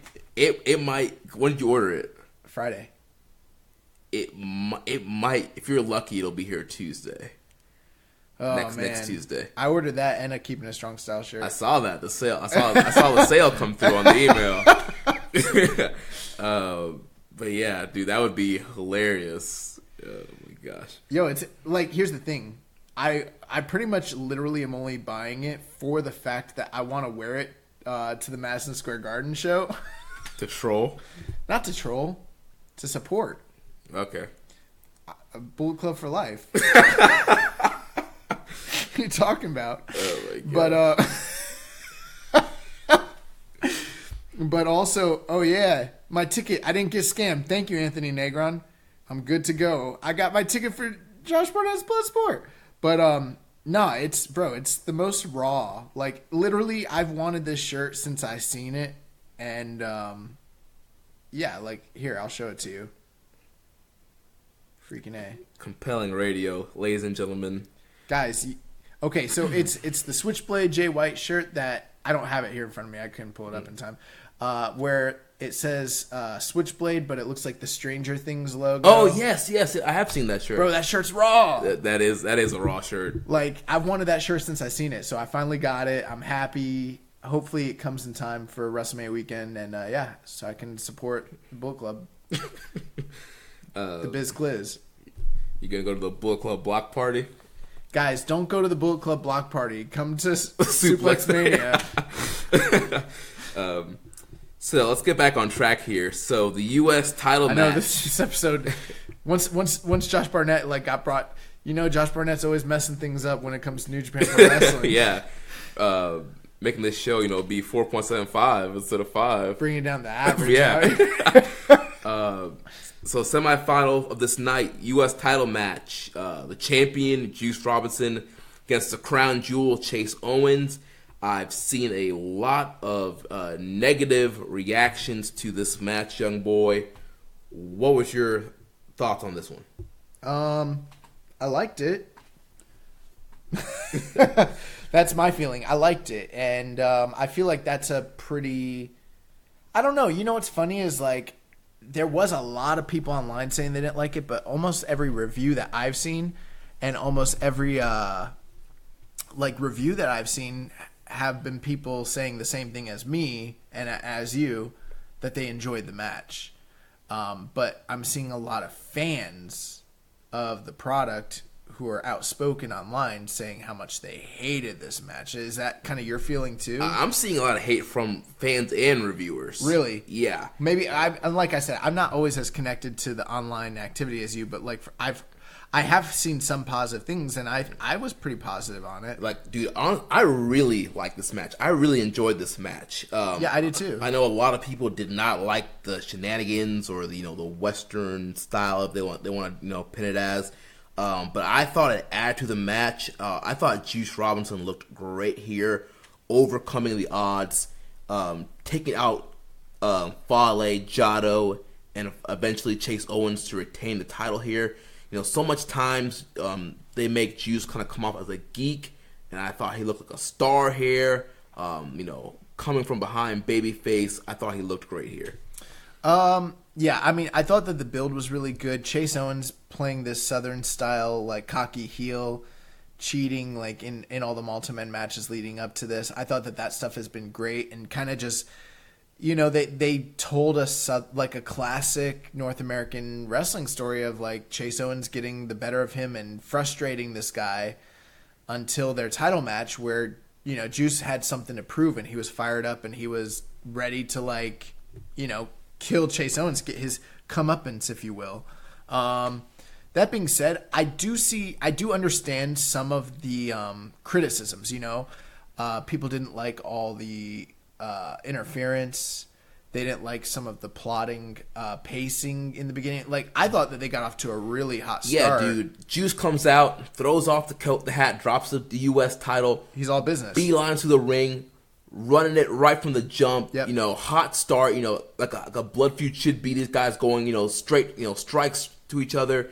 Then Chase Owens, slows it down, works the ribs over, really grinds the ribs, works the ribs over. Then you have Juice coming back. He works the back over of Chase Owens, which, played into the later part of the match where Chase goes for the package pile driver, but he couldn't deliver it because his back goes out. Yeah, I thought that there was a lot of what I would call intelligent storytelling. It was a very, very smart, very intricate laid out match. I don't know. It reminded me of it reminded me of a lot of stuff. It reminded me of Memphis and this was a territory match. It was it was totally a territory match. It reminded me of like I was saying, I could totally see Macho Man Randy Savage having this type of match in the mid 80s with Jerry Lawler, or I could see this being on NWA, WCW Worldwide Television in the late 80s. That's what this came off to me as.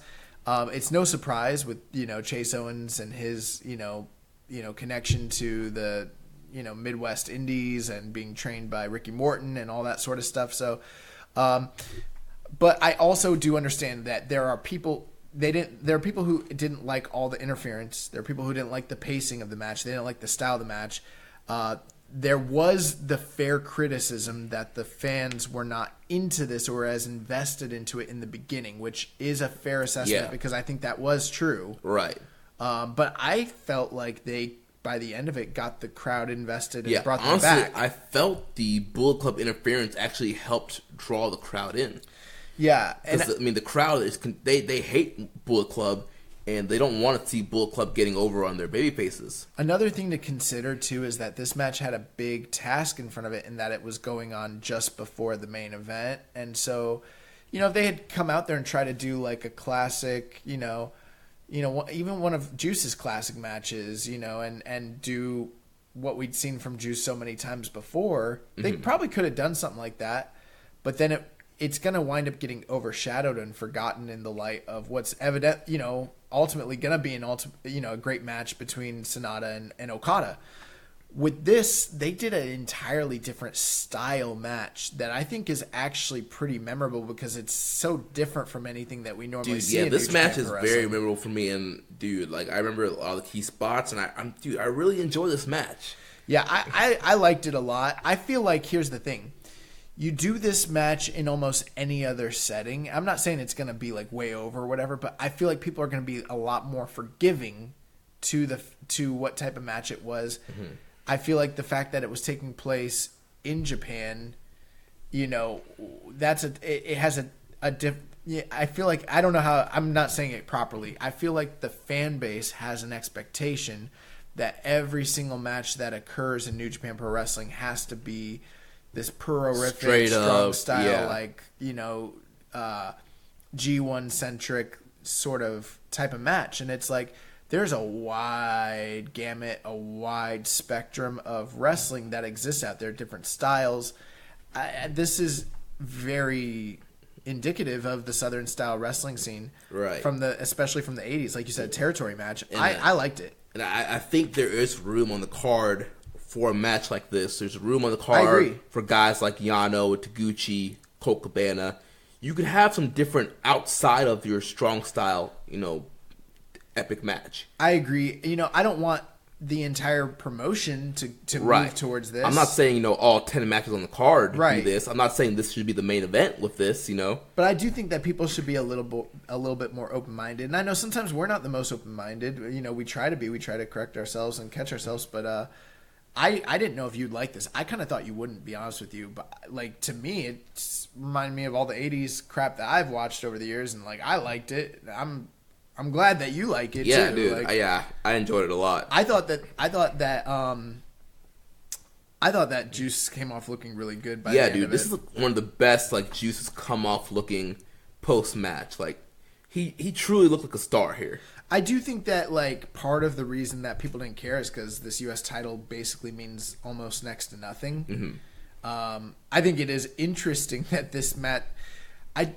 We'll talk about it later, but I think it's interesting that they chose for the U.S. title to be on this show and not necessarily the Madison Square Garden show in any capacity, which kind of is crazy because, why did they even introduce a U.S. title when they're not even going to have it on the biggest U.S. show they've ever had? But that's not here nor there. I think people don't care about the U.S. title just because of the way it's been booked, but hopefully this is a step in the right direction to rectifying that. Yeah. I thought this match was good. I feel like... people that are super down on it, maybe it's not maybe it's not your taste, but I think people are dumping on it way harder. Take us through the end here, basically how it all went down. So the end comes out. So Chase Owens, he's looking for the package pile driver, but his back gives out. He tries for it again. Juice escapes, hits the left hand of God. Hits a powerbomb for 2, but Jado pulls the referee out of the ring. Fale comes out, hits a big spear on Juice. Chase gets the U.S. title, and he tries to hit Juice with it, but ends up hitting Fale. Then Juice hits a big clothesline that dumps Fale out the ring. Then he takes out Jado, and then he hits the friction on Chase and retains the belt. Yep, that's what happened.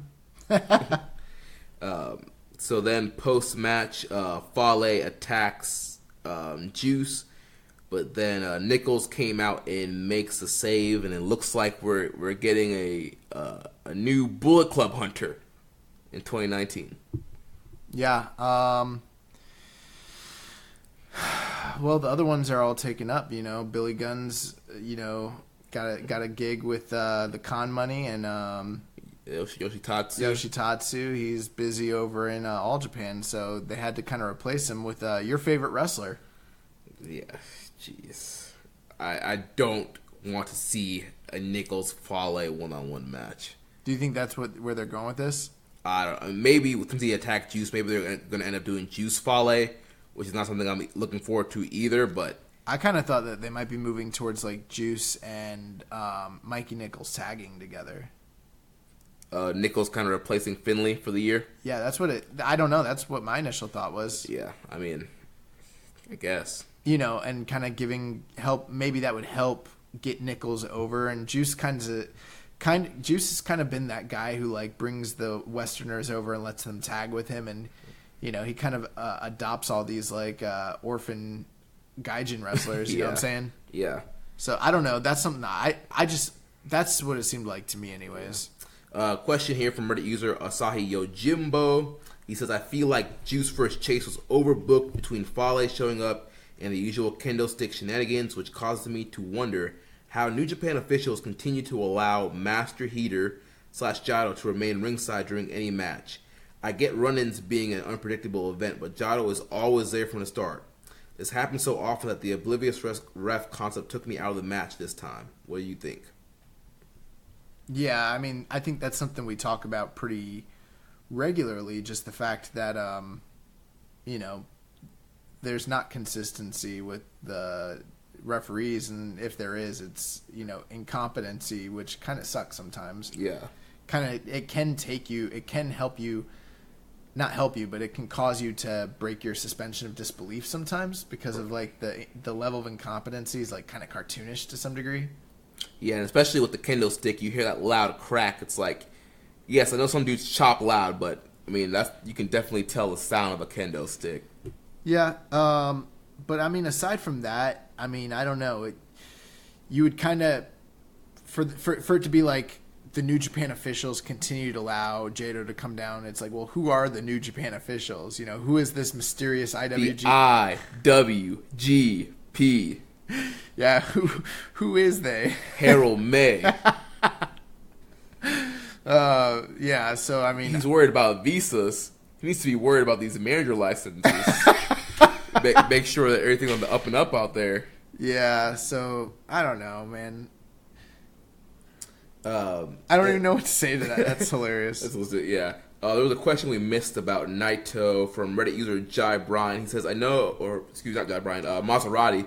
He says, with the announcers bringing up how the IC belt is, how important the IC belt is to Ibushi, do we think we're finally going to get the belt off of Naito? With a follow-up question, if they do free up Naito to get back into the World Heavyweight title, do you think he will beat Okada with it later? Will this be his last chance? Yes, so that's a great question. I don't want to give away my official prediction, but I am leaning personally towards Ibushi winning the IC title. Although, why does it always got to be against Naito, bro? Dude. Why has everybody got to get their moment against Naito and screw this man up? Like, it is starting to get, like, egregious now. Like, yeah, dude. Because we're going to the Madison Square Garden, bro. You know what? I might just, like, but... I'm not going to give my official prediction because we're going to do our prediction show next week, but I will say I am leaning towards Naito. Yeah, now I'm thinking about it, I am too. Just continue the base. Every backstage promo, he keeps talking about how he still wants to be the guy that holds the IC and IWGP title. He said he has a reason to hold on to the IC title because his goal this year is to hold both belts. Well, a couple things. It's like, man, you got two guys that are at crossroads, and You know, with Ibushi just like re-signing, like he's kind of gotten beaten like 2 big matches this year already. You know, one against Ospreay, one against Sabre now. It's like, what did he re-sign for? He's going to go to the Garden and get beat by Naito, you know? But he already beat Naito in the New Japan Cup, which would kind of lead you to believe, like, of the 2 guys, I think Naito needs the win more than Ibushi. But everyone's always calling for Naito to come off that belt, you know? Yeah. Free him up. And now I'm like, I don't know. I don't know if I want to see Naito lose in the Garden. Like, just a lot of big losses that, you know, short amount of time. Like, dang. So I don't know, man, but yeah, I am still leaning though towards Naito and Okada being one of the main events next year at the Dome. That's kind of something I'm still banking on, or maybe even King of Pro Wrestling. I don't know, but like, yeah, that's something I see possibly.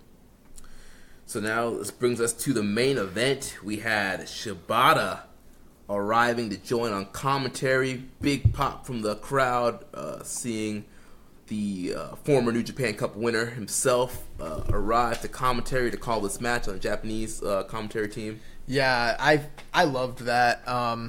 That kind of really just like raised the stakes for me when like Shibata came out, and I was like, oh man, like this is for real, it's happening. Yeah. So New Japan Cup Finals, Kazuchika Okada versus Sonata, and dude, I thought this was a great match, a great way to end this New Japan Cup. You know, we had a lot of hits and misses in this tournament, a lot of high points, you know, some kind of meandering low points, but I mean, you really can't complain with how great the 2 semifinals and then this final was. You know, like we got 3 really great matches all, you know, wrapped up in a nice little bow. And Okada Sonata was one of the best matches of the entire tournament. Yeah, I mean, Okada at this point going into the match 4-0 against Sonata, but they're in Sonata's hometown, so the crowd is popping huge. Dude, they are red hot. Yeah, like they're huge. Firmly behind Sonata here. And again, Okada kind of plays up to that kind of Tanahashi role sometimes, where he understands when he's kind of the heel, quote unquote, of the match, and will be a little bit more aggressive and kind of help the babyface of the match get over. They got a lot of time to work here. Over 30 minutes, these guys had one of, if not, I could be wrong, but I think it was the longest match of the entire tournament. Yeah. A fitting final. And, dude, this match was awesome. Yeah, dude. So many great counters and maneuvers. Sonata busting out a Tiger Suplex at one point of the match.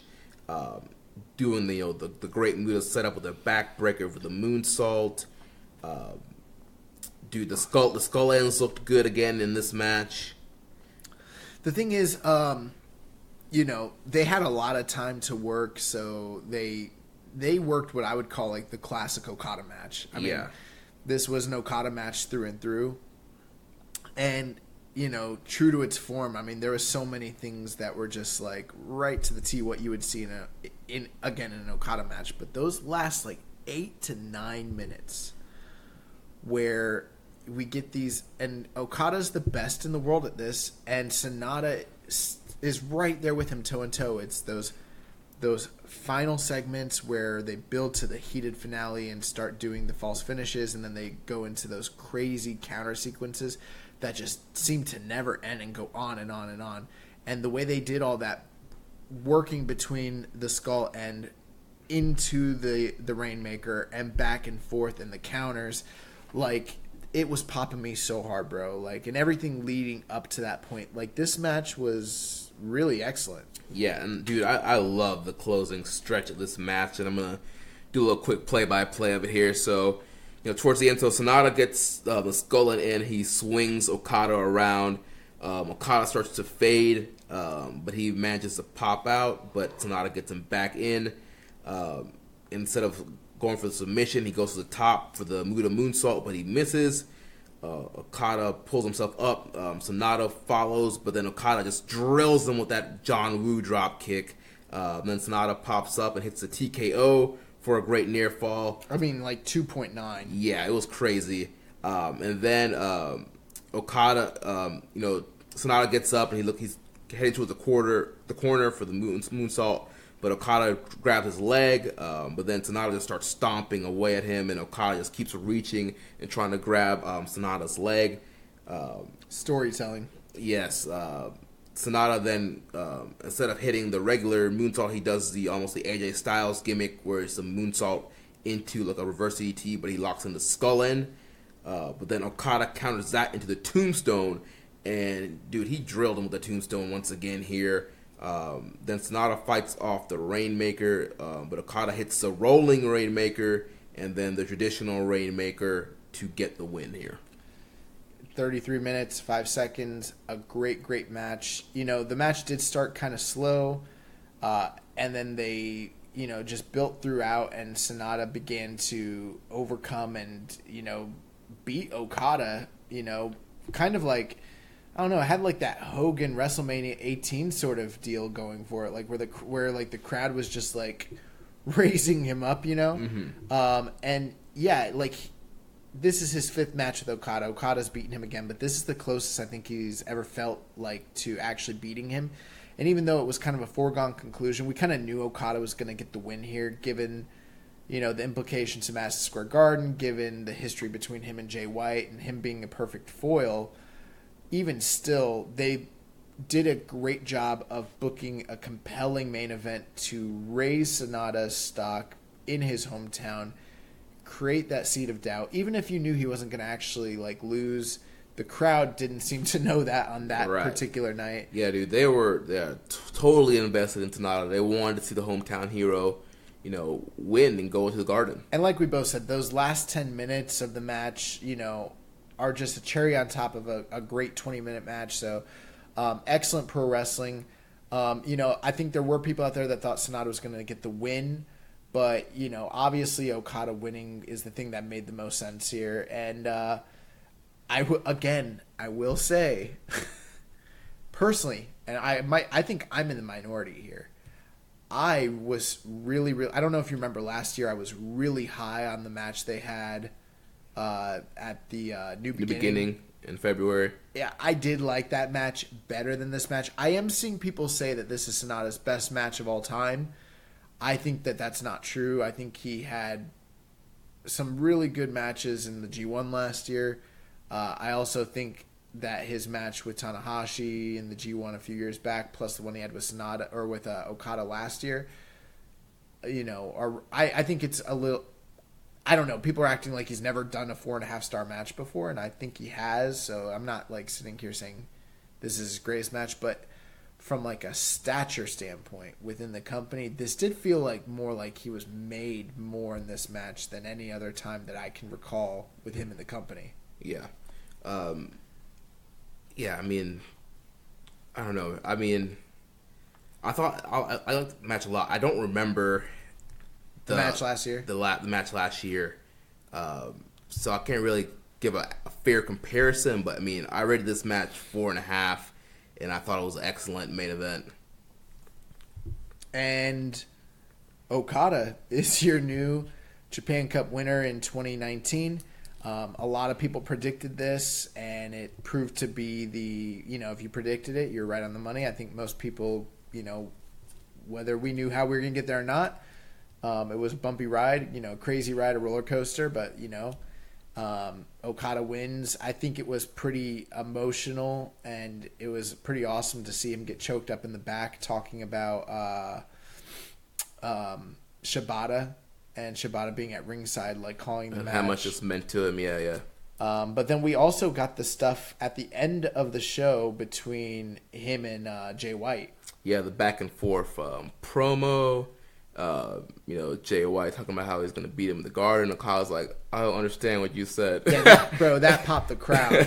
Like, the crowd loved that. And, Okada saying, he has to do this for New Japan.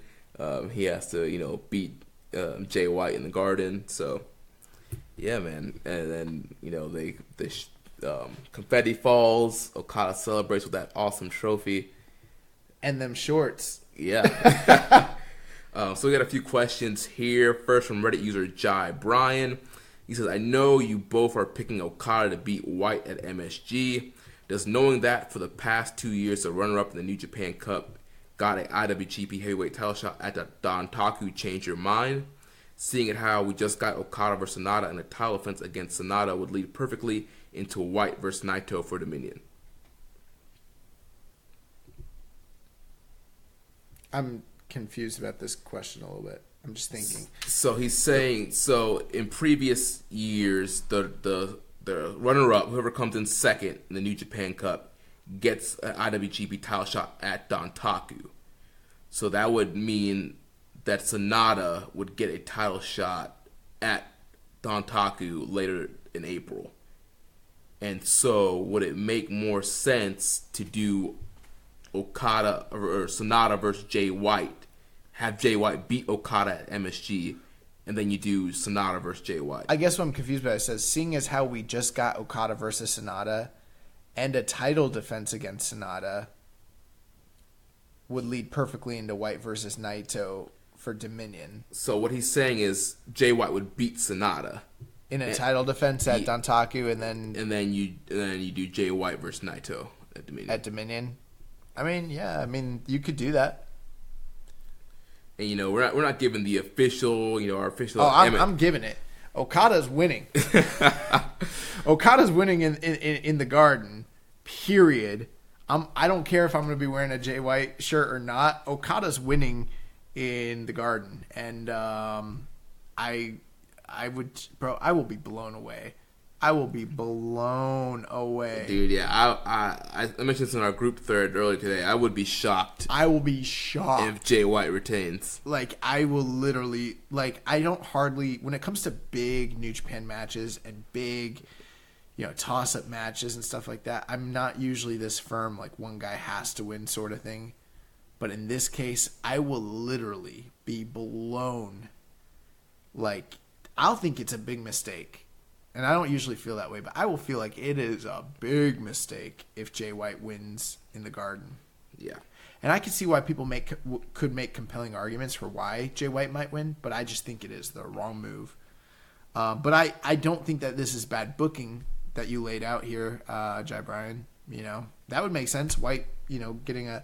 Here's the thing. My question is, I understand that for the last 2 years, the runner-up has gotten a match at Dontaku, but the calendar has changed a little bit this year, and it also feels like the tournament, New Japan Cup tournament, has kind of changed a little bit as well. Mm-hmm.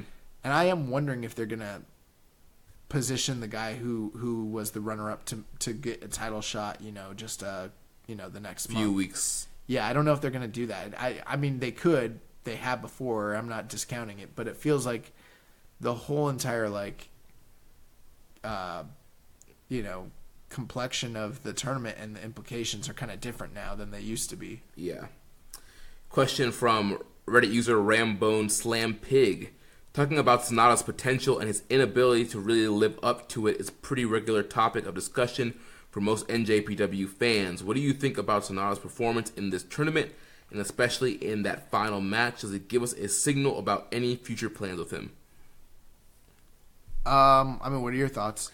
I thought the final match with Okada was excellent. I will stick with this. I was not a fan of the Suzuki match. I thought the Goto match... I liked it. I just didn't think it was their best match. Right, but I mean, there are people... A lot of people giving it 4.5. Yeah, I saw people loved that match. But I was 3.75, I think, on it. I didn't think it was their best match, and that match didn't impress me. But I mean, his last two, the Okada match and the Tanahashi matches were great. I don't know what to say because I don't want to get criticism. We had some criticism this past week. Well, we have another question about Sonata in a second, so we're gonna have to say something. I don't want to, because I don't want it to come off the wrong way. I don't want it to seem like I don't like Sonata or something, right. And I don't feel like that's how I actually feel about it. Right. Well, hold your thoughts on that. Before we move on, I will say, because all the things I've always thought about Sonata are still true, and all the criticisms I've ever had about Sonata are still true. Yeah. Nothing has changed.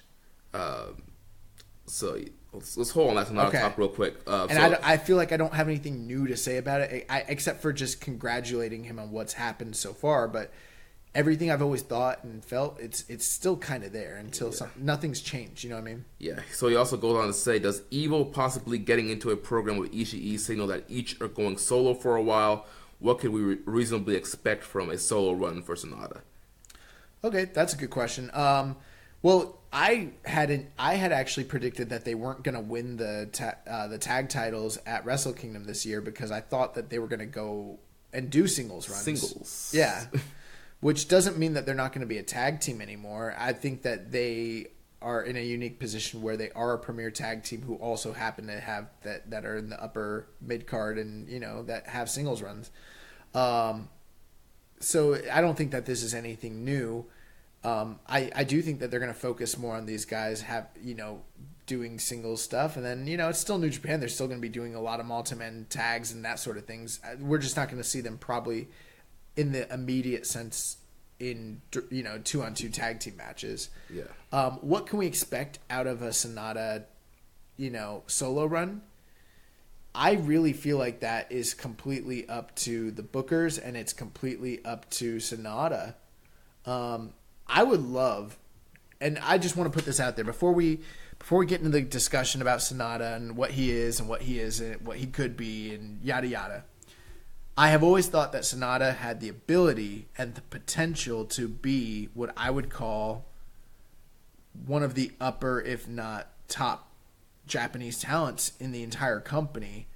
And if I've ever criticized him, it's because I don't see him living up to that potential as things currently are.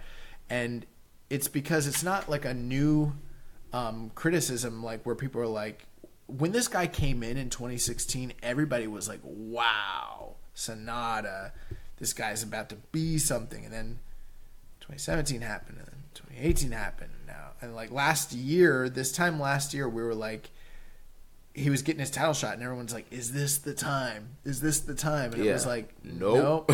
And then he had that G1, and a lot of people are like, dude, people don't appreciate him because he had this incredible G1 and he wasn't getting all the praise for it. And it's like, yeah, you're right, but where did his character go from that? Yeah. His character didn't go anywhere. He was just a utility guy having great matches. It's also hard to stand out in that B block when you're also in the same block as Kenny Omega, Kota Ibushi, Tetsuya Naito. That killer block, man. Tomohiro Ishii. All guys who did have better all-around performances than he did. And so, but here's the thing. I don't think there's any reason necessarily that they should be. I think that this is a guy who is every bit as talented as those guys. And so I feel like sometimes when we are harsh on him particularly, and maybe someone like, say, Goto as well, it's because we see the potential and what they could be, and they're just not right now. Right. And I don't think it's completely because they're not given the opportunities. Sometimes when they're given the opportunities, they perform at a high level, but not at that next level. Right. You know what I mean? And we had a question from one of our favorites, Mr. ACP. And he says, do you guys want to walk back any of your criticism of Sonata after the two bangers he had over the weekend? No. And so I was waiting for this question to kind of get my take out. So I'm pretty much in agreement with you, man. But I don't want to come off persnickety, like I'm digging my heels in and not giving the guy his due. Dude, he had two excellent matches with Okada and Tanahashi. And he did deliver in those main events. But you gotta admit, not every big match he gets does he deliver all the time. I think there are some matches where he does fail to live up to the standards of what he should be. Yeah, and I want to kind of... And like you, I love Sonata. And I mentioned this to somebody who commented on the thread last week. I think we are hard. It's almost like a parent. You're hard on you're hard on your child because you want to see them succeed and you know they can do better. Yeah. Like, we're hard on guys like Goto and Sonata because we know how great they are, and they should be delivering greatness every time they go out there. Do you think that we're unrealistic, though, and maybe that some of these guys are just upper mid-card acts, and they don't need to be higher than they are, and we, like, you know, because this company is so chock full of talent that we should, like, resolve ourselves to stop expecting, like, a Kenny Omega or Kota Ibushi or Okada level performance out of some of these guys and just let them be what they are? Like, do you think we're too harsh on these guys sometimes? Because, I mean, that was a criticism that came up this past week, and I did start thinking about that, and I was like, well, maybe we are a little too harsh on them. Maybe, like, we're not. Maybe we are expecting just too much out of them. Maybe. But, like, when I see Sonata, like, this is a guy that, like, was supposed to be the ace of all these different companies, and he came over, and it did feel like, but he's poised for something. Here's the thing. I watched Sonata versus Tanahashi, and I watched Sonata versus Okada, and I'm like, dude, this man is great. Right. He could be a top guy. He could be the IWGP champion. Yeah. But then, you know, you watch another match, and you're like, And it is funny because I hear a lot of people that also have criticisms of him, and they talk about, like, the lack of emotions, the lack of facials throughout his matches and in his stories. You know, people not liking the Paradise Lock, not liking his skull end, and not liking maybe his general look, and kind of saying, like, these are things that might need to change. But then there's other people who are like, you don't get the gimmick. Obviously, you're an idiot because that's the gimmick. You don't, you know, these moves that you're criticizing are over. You know, so it's like a double-edged sword, and I'm kind of like torn between the two, where I see both sides of the argument. And another thing, too, is like you had said, well, you said in big matches he doesn't deliver. And then after that you said to the level. And I think that that's important to, like, remind ourselves. Like, we're not saying he doesn't deliver. We're saying, like, to the level. Like, right. You know what I'm saying? I think I mentioned this, too. I don't know if it was the same person, but somebody else I had mentioned, too, on one of the threads. I was like, sometimes, you know, as somebody that's doing a podcast and we're reviewing matches, and we've been watching this for a while now, you kind of go into certain matches with certain wrestlers with a certain expectation or a certain level that you think they can hit. And when they don't reach that level, it's kind of like, okay, well, why isn't this person hitting this level? I just think with a talent like Sonata, we're sitting here hoping for more and hoping to see, like, that desire that in such a competitive company with a guy who has, like I said last week, all the tools, you're hoping that he will take the next step and become something more. And with me saying that, I want to also say, I think he started that process here in this tournament. I think that this tournament did more for him than last year's G1 did, believe it or not. Even though he probably had better performances overall in the G1, this was more of a highlight, more of a spotlight, and gave him more credibility. And to answer the question earlier, like, what could we expect from a solo run? I wouldn't be surprised to see Sonata maybe later in the year tied up in the IC title picture. I think that would be a great spot for him at this point in his career, and hopefully another really great, you know, G1 run. Maybe he could be, like, in the A block and just kill it over there and, like, keep him away from some of them killers. Yeah. But at the same time, it's like, but then again, we're still waiting to see Sonata come out here and show everything that he has, because I still feel like he's not at the Okada level, and I'm waiting for that to happen. And I think he could be. That's the thing, is I feel like he could be, and I don't want to see him be here for like 10 years, never get to the level, and then us saying, well, what happened? Right. That's my thing. It's like, now's the time. Dude's not that young. What, he's like 36? Somewhere in that range, I believe. Yeah. Yeah, so I mean, it's not like he's a spring chicken. Yeah, he's been here not in this company, but he's been wrestling for a while. Now's the time. Like, pull the trigger. Maybe he's only 32. I don't know. Well, let me go to the Google machine real quick. Yeah, I felt bad last week when I read those comments, and I didn't catch the name of the person that was saying, but you know, because I don't want it to come off like we don't like. Actually, he's 31. Okay, he's 31. So he's like a year older than me. So we're both old. Yeah, I don't want it to come off like we don't like Japanese mid-card talent or don't connect with them or something like that. It's just some of these guys, Goto and Sonata in particular. Evil. Well, I'm not that high on Evil, but But the company is. I know they are. Yeah. But yeah, I want to see more from them, but especially Sonata, because Sonata is a guy that I think could be right. I think he could be a star in this company, and yeah. But yeah, I'm not gonna walk back any of the criticism I had. He had 2 bangers, and I'd like to see him keep doing it. Yeah.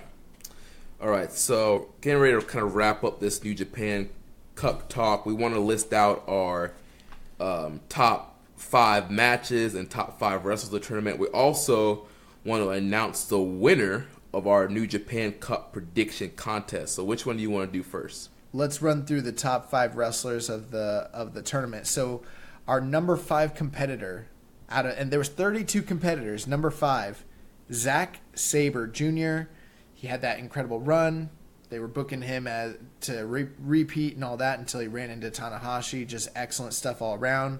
Number 4, Hiroshi Tanahashi with the Fujinami run, and yeah, a lot of fun. He made it all the way to the semifinals, pulled out some great matches. Number 3, Sonata making it all the way to the finals.